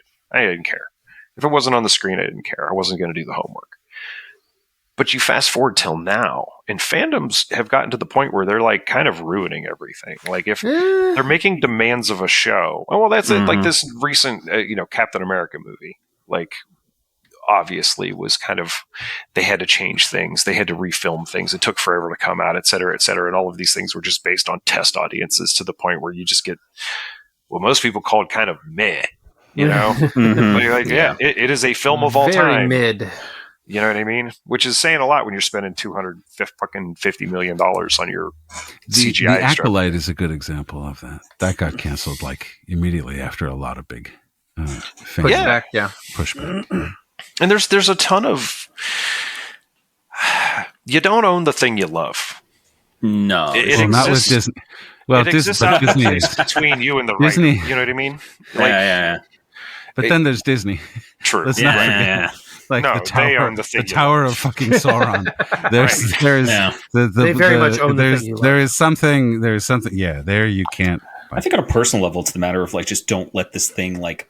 I get it, you love it, but it doesn't have to be your entire life. Like your personality, who you are, like you don't have to wear it fills a hole that is time you record a podcast. Yeah, it fills a hole that is empty within you. That more important things could be filled in with it. Like I don't know. Well, yeah, I mean, it's art is rich, and it should drive you fucking crazy. Should you know what I mean? Like it should put your brain in a place where you have to make things. Yeah, like I think you're making images. To go with your imagery there, it's okay for you to fill your glass, but drink that glass and refill it. Don't obsess over the glass and not worry about spilling it and like and then wrap it and put it away in some closet in the hopes that glass will one day be worth $4,000. and try other drinks. Try other drinks too. That's what I'm saying. Yeah. I mean, like my favorite movies, like I don't have a list. I have a pantheon, like a cloud. And depending on what day you ask me, I just be like, this is the one that comes to mind. Same.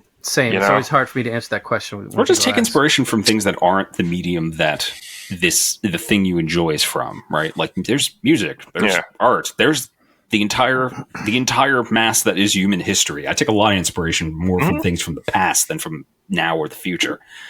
Oh, for sure. It's I can't see the future yet. I'm trying. Yeah. Been a little short on psilocybin. I will say, if you ask me on a Tuesday, I'll say come and see. So don't ask me what my favorite movie is on a Tuesday. No, but there's something to that. Like I remember something I did in college once where we spoke the same speech. It was some strange monologue, but we played two different pieces of music behind it, and it sort of created this. Where you're mixing, and they were from completely different genres, but the more you mix them in, like the reacting to the contrast of the thing was the most. They were playing two different tracks simultaneously, like over you each would other. Play. It would be I think it was like the lyrics from Tristan and Isolde. Okay. With Strauss behind it, or. Something from a Strauss libretto with Wagner behind it. Sir, you're hitting me with what I would call the classiest mashup ever. Like, well, he did go to Bard College, and we're not talking about itinerant. No, but you know what I'm saying? Like these. Thanks for putting me out there, Howard. Thanks no names. Doxed again. Ah, damn it! I have had like a hole over "Call Me Maybe." Yeah, that's painful. It's painful. That's the DJ version of that same exercise. I think. Does it fit? Is this am I coming close to the dissonant beauty that you're describing? The girl talk method of DJ. Uh-oh. What's happening? Okay. No, I don't know. There was just. I'm here.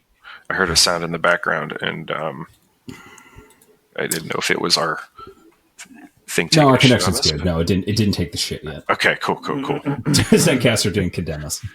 They're tracking us. They're tracking. No, too many actionable threats. Yeah. I lost my page.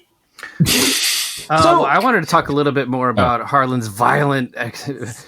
Oh my god! Because the story we talked about where he was on Real Time with Bill Maher's old show. No, it wasn't Real Time. It was Politically Incorrect. Right. Sorry, Bill Maher's old show. But it was when he had moved to ABC, and this was getting to be close to the end of things, I think. It was like in the second half of however many they aired, because eventually he kind of got a little canceled because he ultimately said that American soldiers were cowards. The people who flew planes into the buildings were, at least believed in what they did. And I was just like, all right. Yeah.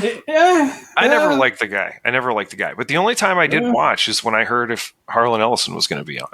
Because I knew he was going to fucking fly off the handle about something. That's a fascinating mashup, by the way. How? Because, well, I mean, he was a mover and a shaker in the town. You know what I mean? Fair. He was just this little stomping dynamo. He's like, fucking everybody knew who he was, and he'd show up on this show. And the one episode I remember, some woman called him an anti-Semite. Let me remind you that Harlan's Jewish, and he basically jumped the coffee table between them and started strangling her. God. The camera lingered for a second. They went to commercial or something. I don't know. I don't really remember what happened. It was just like, holy fucking shit. I think you can find it online. I'm not looking it up, but it was undermining. It was like oh boy, undermining his own, I guess, professed feminism. Absolutely. He was his really relationship with women is. I'll get into it in a sec, but it's fraught. Yep. Yes, it is. He had a lot of them. Yes. Yeah, I think at one point he had like a 19-year-old girlfriend, which if there's more than like a 10-year difference between you and your partner, somebody's sick in that relationship. Maybe both of you. Sorry, don't mean to cast aspersions, but yeah, it's weird. It's weird, Yeah. I mean, at the same time, it's just kind of like it depends. It depends on what it is, what it's for. I don't know. I don't like it. That's just kind of where I'm at with that at that age. Not a big fan of that. You know? It's definitely interesting, to say the least. What are the things? I mean, you have to explain like all of your references. Yeah, it's exhausting. I've never dated a woman. Bear used to say "pick-a-nick basket." Pick-a-nick. It was a cartoon. He would take your pick-a-nick basket. I've never dated a woman more than 7 or 8 years younger or older than me, and both times, like even just that did much of a difference. It's exhausting to have to explain everything one way or the other. Oh yeah, I mean, imagine like being into the Brat Pack and then like someone's like 7 years younger. You have to be like, no, look, Molly Ringwald, and they weren't necessarily friends, but yeah, maybe they did they all did drugs. Maybe I don't know. They did a bunch of movies together. St. Elmo's Fire had a there are people good song. Probably listening to this who don't even know who the Rat Pack are, so that even that reference doesn't fucking work. I thought you were talking about Sammy Davis Jr., man. Did I say Brat or Rat? I mean, there's so many packs at this point. Brat or Rat? Yeah, I was like, wait a second. Yeah, pack all of Lucky Strikes. I was like, hold on, no. I mean, eventually I got it, but anyway, yeah.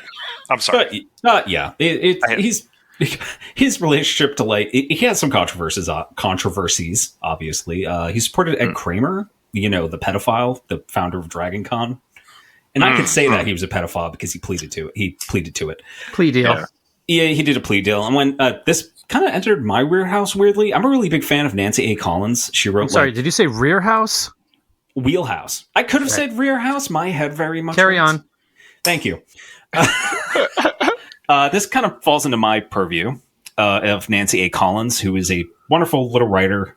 She wrote about vampires. She wrote the Sanja Blue books. It's like. It's like punk vampire shit. And she spoke up against Kramer, and Ellison led a long-standing feud against her. Wow. Then he pleaded, in 2013, and there wasn't a lot he could do. But I think this is more of an example of, Ellison's, loyalty and love of his friends. Sure. But also his, ability, he will double down.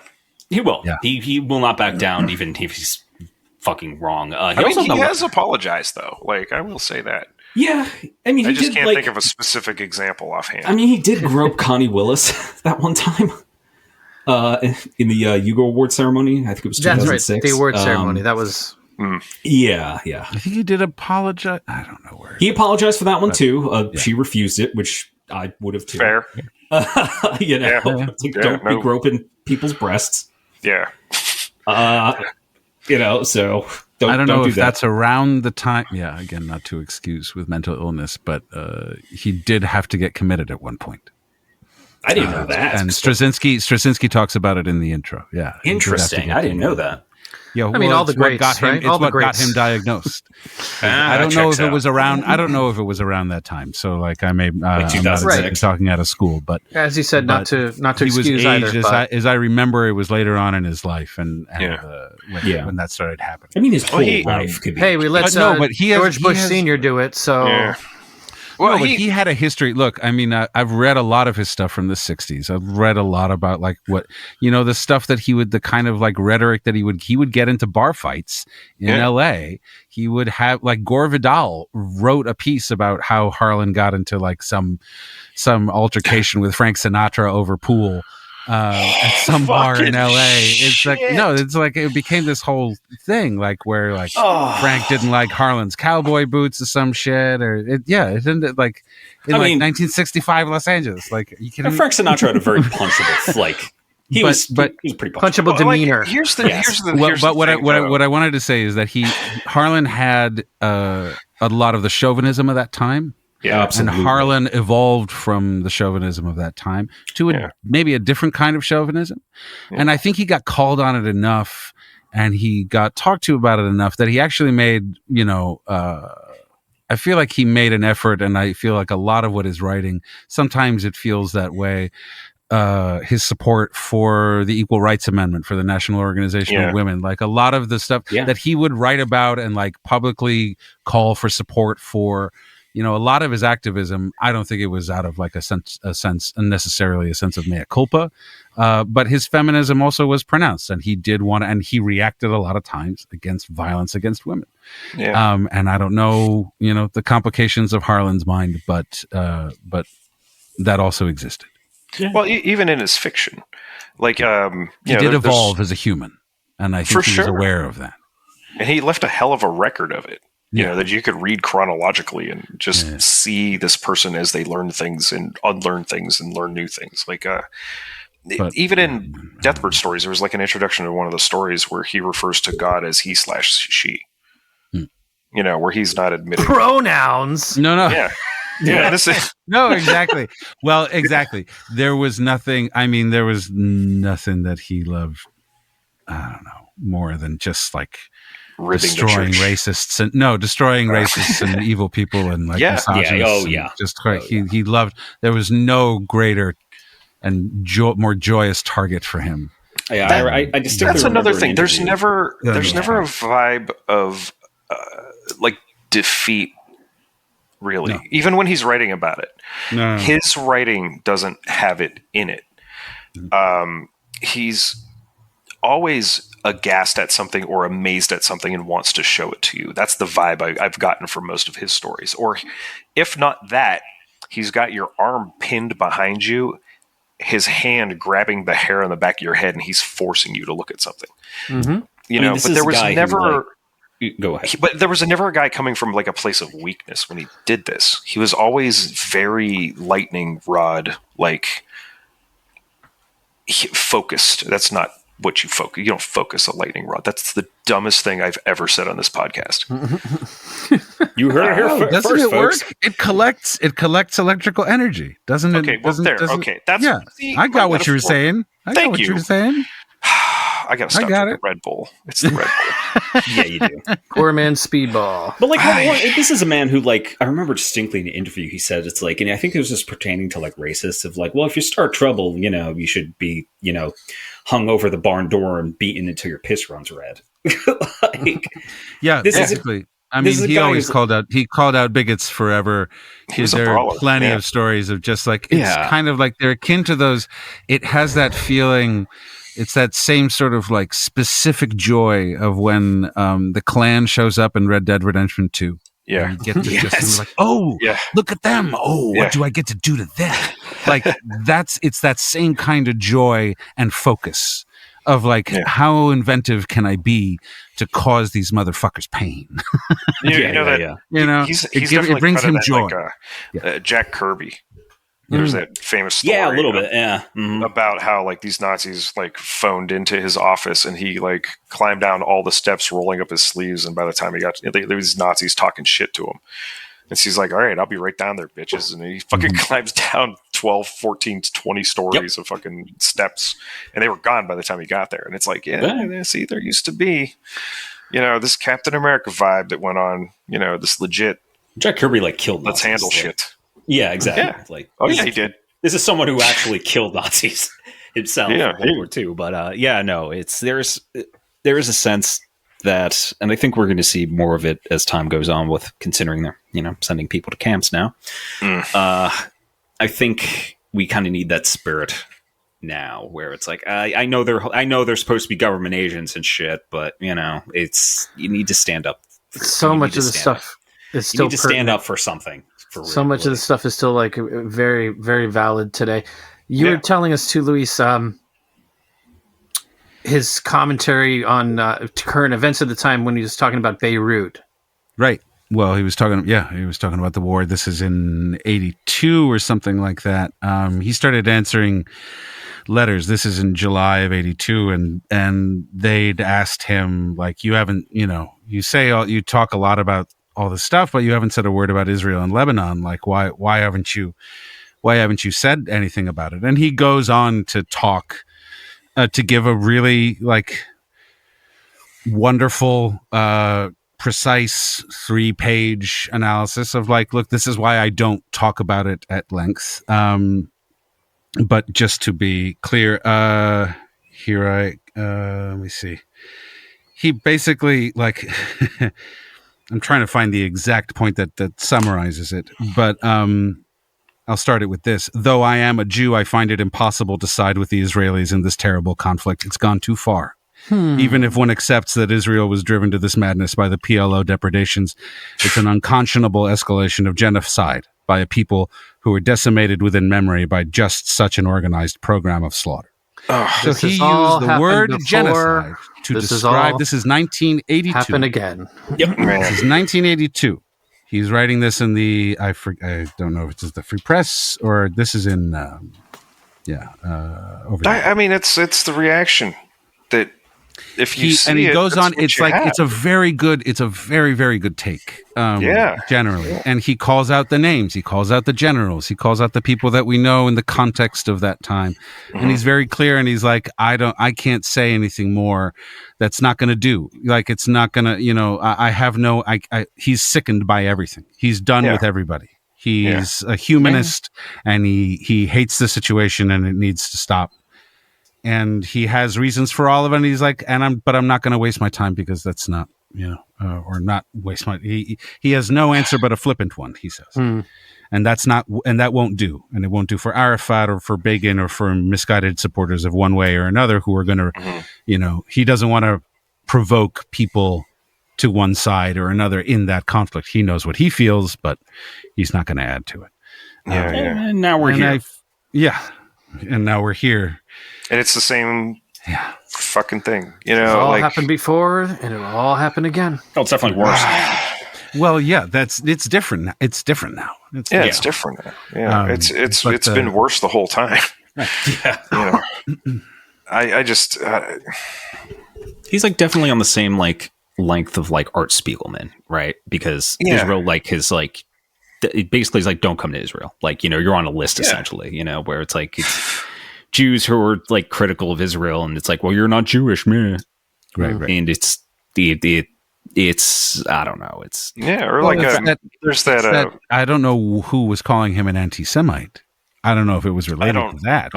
In that same sort of way, where the non-Zionist Jews are considered anti-Semites. That's where I get the vibe. So I don't know if it was related to that or. I don't know. I get the vibe. It was some like I don't know at what point Barr like mixed up the guests, but it feels like she was on the opposite side. Did you read something of his and interpreted it as anti-Semitic? It was like pre-Ann Coulter, but I feel like it was that kind of vibe. I'm not sure though. I mean, I could be completely wrong about it. It could have been fucking Joyce. You told the story to me like in college, so yeah. I mean, this has been on your mind. I was home. Like this wasn't DVR shit. This was like I was home when it was on. I got back from like the bar or whatever, and it was like, oh hey, Harlan Ellison's on. And his arms aren't that long, so he had to want that to choke. Oh, he flew. He jumped over some shit. Like he was agile. It was one of those things where I was shocked. It was kind of like those like that reboot of Planet of the Apes like level of fucking mobility. I was like, I was shocked. Like he was on top of. Straddling and strangling, and I was like, that had to be like fuck. It had to be like late '90s, so he wasn't young either. No, he had white hair, but he came for her, and it was it was a little terrifying. It was one of those things where I was like, I don't know if that's okay. I mean, like I think I know why you did that, but I mean, maybe you thought that was good TV, and now knowing about like he could have been having a manic episode, like that would have been one of them. Yeah. His whole life could be like kind of like. I'm glad his entire life can be like entire life is just poor impulse control. There's a really wonderful. I don't know if you want to hear a little bit of what he's like. Yes. There's two videos on YouTube that you can find of Harlan. They're just audio recordings of Harlan Ellison and Robin Williams hanging out. Wow. And they're just hanging out. They're just talking. How fun. And it's awesome. It's just awesome. I highly recommend it. Just look it up. Those are two of my favorite people. And the speed, like listen to the speed, because the speed at which Harlan talks is the speed at which he wrote. Yeah. It's really kind of intense. And as his narrator, I was just like, oh, Jesus Christ. He would talk about run-on sentences like the dude. But when you hear him talk about, like, you see how his brain works, like the continual references to one thing, another thing. I mean, you've seen it all, but it's really great and easily accessible. For the listener, I would say, yeah, this is definitely if this is something that you've bounced off of, definitely this is a good rabbit hole. Given your expertise, I would say, is there anything like highlights from the collection that you would want to just put out there? Yeah, from the stuff that you recorded that you went through. That was the latest ones that I've just done as far as like nonfiction. The two collections that have just come out. I think they're either as I don't know what the titles are right now, but I'll look it up right now. That's fine, and we can put those links. I think it's An Edge in My Voice. Show notes. Well, it's the latest. Yeah, is The Edge in My Voice. But I'm just going to look them up very quickly. Sure. But Sleepless Nights in the Procrustean Bed and Other Works. That's such a title. Jesus Christ, 24 hours of material. Okay, maybe that's a lot. There you go. I did have, and the other one is Shatter Day. That's a good one. Shatter Day and Other Works. That's another one that I just did. That came out just recently. So I think just because maybe that'll be more, I'm more confident that I'm doing better work because I've started doing these 5 years ago, and I don't know. I know I've gotten more accustomed to him and then to telling his stories, and sort of like how he would set up a story and how he would sort of bring things along and things. But I feel like the later work of mine, at least, or the later released work, might be better. As far as my work, for Harlan stuff, it's all good, man. It's just so weird. The early stuff is a little dated. It really is. Yeah. So there's, but the, it just is. Well, those things are. I find those things to be extremely useful as a slice of the times. Yeah. You don't have to judge it based on. We've learned. We know. Yeah, we think better. Hopefully, some of us. I Have No Mouth is there and is fantastic. No, but I mean, there's. I think I Repent. Harlequins with a TikTok man. But that's one story in a collection of many. Yeah. I don't even know which one. The Horn book is fun if you want to hear, or read things about Los Angeles in the 60s and 70s, and his particular version that's not exactly like all hippies and counterculture either. It's more just like hatred of the establishment. It's fascinating stuff, but sorry, I'm not the best at selling myself or Harlan's books. I don't, it's just like what can I tell you? You could literally jump in almost anywhere. I mean, you really could. Yeah. And the thing about guys like him, Vonnegut, much. I mean, there's this idea of humanism that is like not really. I wouldn't say it's like lacking today, but in the larger conversation, it's kind of like you got to know who Kim Stanley Robinson is. You got to know, what that's about. You got to know who Ted Chiang is. You got to know what that's about. You got to know like Paulo Bacigalupi. We're saying, honestly, I would go and say that I think humanism is more important now than ever, considering we have people in the White House saying that empathy is a sin or it was a weakness. Absolutely.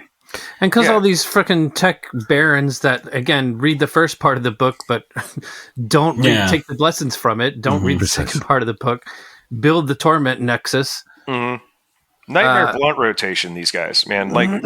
They're just like, you try to tell them something cool and they only remember the fucking torment nexus part.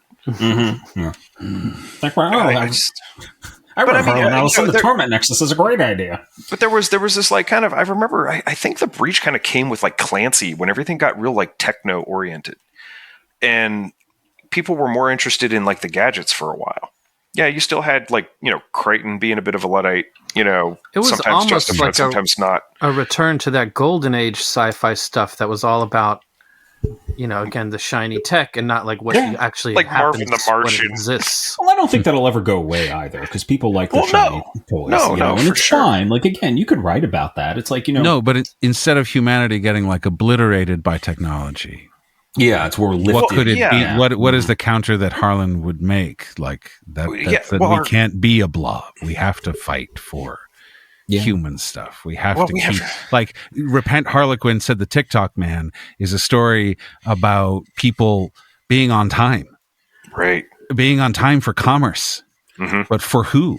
And the Harlequin is like, fuck you, I'm not going to be on time. I'm going to do whatever the fuck I want and break all the rules. And, and he's sort of like, it really is just that simple. Yeah. It's like, no, fuck this. Yeah. Human. It's sort of a cascading problem, Be late. Don't be a machine. Be inefficient. Yeah. Be a problem. Be a sloppy. threat. Sleep in. Have an extra side of fucking. Go to the potatoes. library. Don't privatize the library, motherfucker. Oh, please don't. God, don't. God. Please. Yeah. But when you consider too that like the loudest kind of God, I'm so sorry. I'm about to say this next sentence. Mm-hmm. I'm in pain. The loudest science fictional voices are your Sam Altman's, Elon Musk's, who are talking about this like we're going to be on Mars and look at this robot computer. None of it's humanist. But don't they hate the stuff? I thought they actually hated the books. I mean, they don't actually like the literature. Well, I think that's why they're trying to lift the language. That's why it was like Microsoft had a project called Arrakis. It's like, bitch, do you know about the Valerian Jihad? I agree Peter Thiel names all of his shit after Lord of the Rings stuff. Yeah, how is this not a good thing? It wasn't a good thing in the book. It was Jensen Huang. I was hearing something about Jensen Huang, the head of NVIDIA, and how he hasn't even despises science fiction or really just does not want to read or deal. I think it goes both ways. I think. Oh yeah, well, because he's pure commerce. Right. It goes both ways because you have the example of the shithead who founded Palantir, big Lord of the Rings fan. Yeah. Learn nothing from it. I don't this is a cool word. I want to use this word. Yeah, because it's like, I like the Lord of the Rings. It's beautiful. This is the truck that Blade Runner would drive. Yeah. Not gonna lie, TIE Fighter, cooler name than X-Wing. You have both of shitheads who've read the thing but don't understand the thing in the worst possible way imaginable, or actively despise it. Yeah. And just lift the language from it. Who the fuck names anything out of it? Who the fuck names something Arrakis? How about this thing that Alex Jones has been doing for years and years and years, where he's like, without overtly saying it, he's always playing the Imperial March. He's always quoting Vader. He's always quoting the Emperor. He's quoting Harkonnens. Quoting the villains. Right. He's always quoting the villains. As if it was a good thing.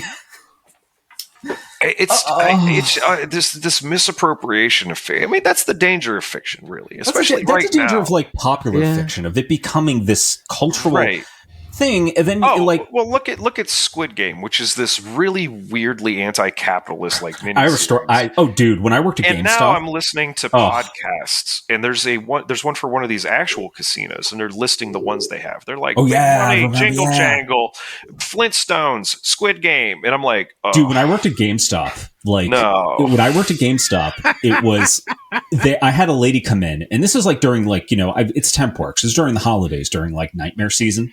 I worked at GameStop during Nightmare season 2. Yeah, it sucked. And she comes in, she's like, "Do you have any Squid Game toys?" My son is asking because we sell fucking Funkos and shit. Yeah, yeah. And I'm like, I look at her, I'm like, no. And I made in a split second the assessment of you're asking for a consumer good about an anti-consumer thing, a piece of media which has been consumerized to fucking back because now they have casino games and shit about it. That's what I'm saying. There's a literal Keno game that they had a reality show where a bunch of people got hurt real bad. It's that's not the fucking we're not trying to it's not a simulation experience. You dumb fucks. We don't want TV screen. We're entering a different argument of literalism, people taking things very literally, or art Poe's law again, or art being too literal, we're not being sly about all this is doing is reminding me that I need to watch that 4 hour plus that one young lady YouTuber just the conspiracy one. No, breaking down the Star Wars Starliner resort bullshit. Oh yes, the one that went out of business. Yeah. I don't know that one. Well, yeah, they had this whole thing where you'd spend $5,000 to pretend you were living in a fucking Star Wars spaceship. I could do that with a cardboard box. Yeah. All the crew members were in character. I knew the a person alarm would go off. And I think I know the person who directed that. I feel so bad for them. That whole experience. Oh no! It's sort of like making it it was like a hotel. It's like a hotel. It's like a hotel. But with an like it's not a bad idea. Show. The cost was ridiculous. Well, yeah, because you got to pay all those actors. Yeah. Oh hell yeah. Well, I mean, I always love actors getting paid, but I know it's like stupid. At the end of the day, like they get paid. Did they get paid? Otherwise, I would. So. Oh no, yeah. so. Oh no, right, they good. get paid. Yeah, they get. They're good. Oh, no. I think the only way you don't get paid by Disney is suggesting that like fucking Goofy has a 3-way with Donald and Mickey. Well, See, I'd watch that though. That's what Rule 34 is for. I don't have to make it. Yeah, but they're leaving money on the table. I'm just saying. Well, I mean, they do have Touchstone. That's where they do the rated R movies. When I discovered that, I was like, oh. Disney was pivoting to like the more expensive experience because fuck them, basically. Yeah. You piggies will pay for any slop. So. And the Disney adults were thick on the ground. Yeah. I just like it. We need a Harlan. We need a Harlan out there somewhere, like making some fucking noise. And it's just. Well, we could all be a Harlan if we really. Neil deGrasse Tyson ain't cutting it. That's what it is, and that's what kind of social media kind of is, in a sense. The ways that he would relate to the world. I mean, just me saying this is having recorded all his nonfiction. That's sort of what it feels like. It's like hot takes of the day. Yeah, these are the restaurants that are awesome. Like it was that stupid. Like he would write about that kind of stuff and be like, so in a sense, like he was doing that kind of. He was made for the moment, but that was in the moment, that was reacting to the now and sort of like living in the thing. And can you imagine if he would just write 3,000 words on a typewriter instead of like 140 fucking characters? Can you imagine how mad like early Twitter would have made him with like 240 characters? Oh God, impossible. It would have just been like fuck space this space space this until he ran out of letters and spaces. Oh man, yeah. Luis, what you just said there, it kind of inspires me a little bit because, like, I really haven't written anything since like 2017. I was busy. I was thinking about getting into stand up. Plague hit. Said nah, ain't nowhere to really stand up. Didn't feel like getting it. Getting sick then, et cetera, et cetera. But now I'm like, you know what? Maybe I do need to write a review of my short time at DoorDash. You should. I think it's time for all of us to try and get back into it. I'm trying to put some serious effort into writing something. So it's a process. Get all your ideas down first. But the point is like, it's we all have to be the little Harlan Ellison in the world because or at least try. You have to try. Like there's no one else because everything is pretty fucked. And it's a good thing to reach for it. It's not. The point is not to exceed it. Well, I'll talk one thing.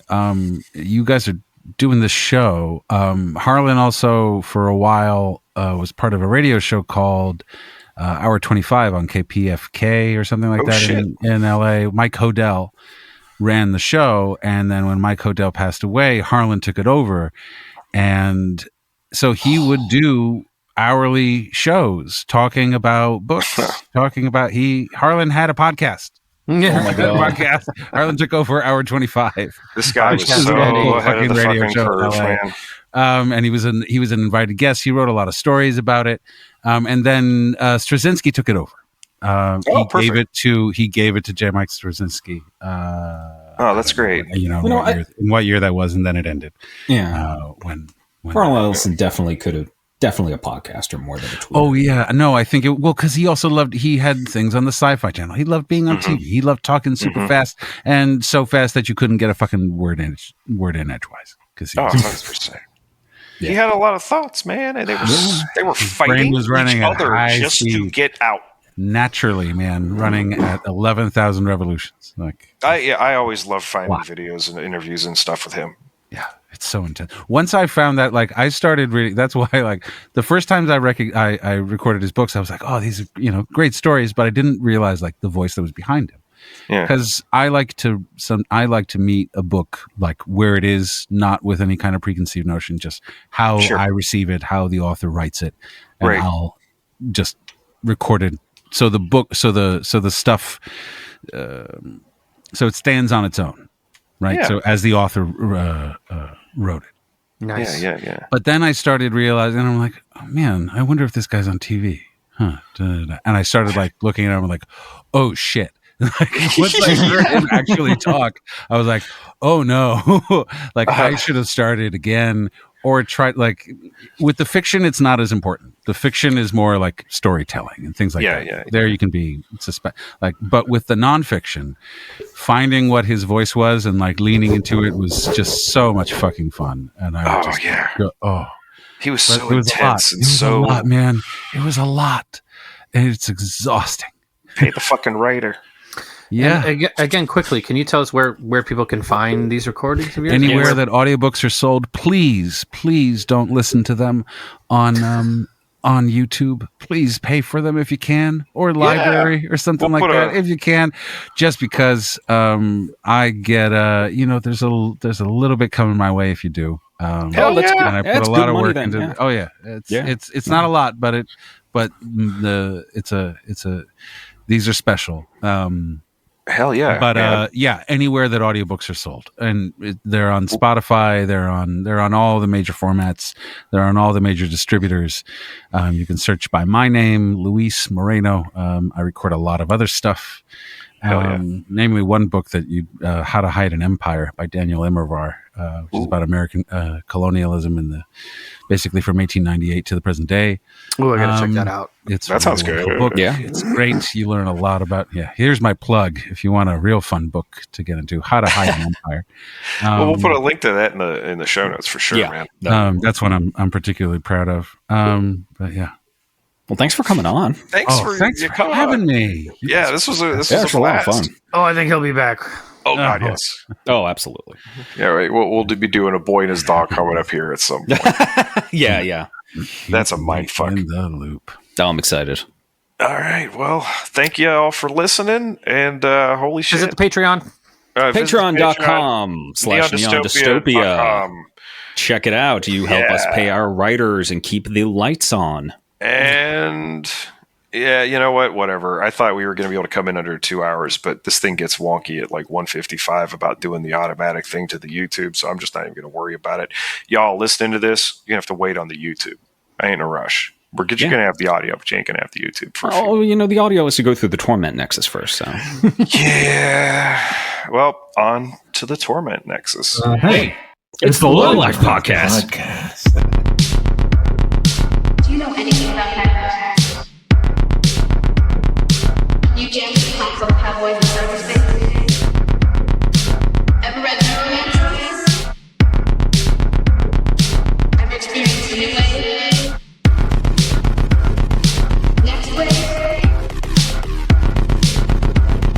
Dream wave?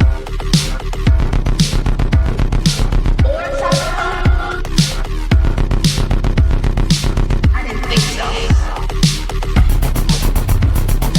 It may be. It's a world where you can really say, I'm going to play. A world where curiosity and imagination. I'd buy that for $1. Hide the planet! Hide the planet! Hide the planet! Hide the planet! Shut up and get in the car! Go away, Baton!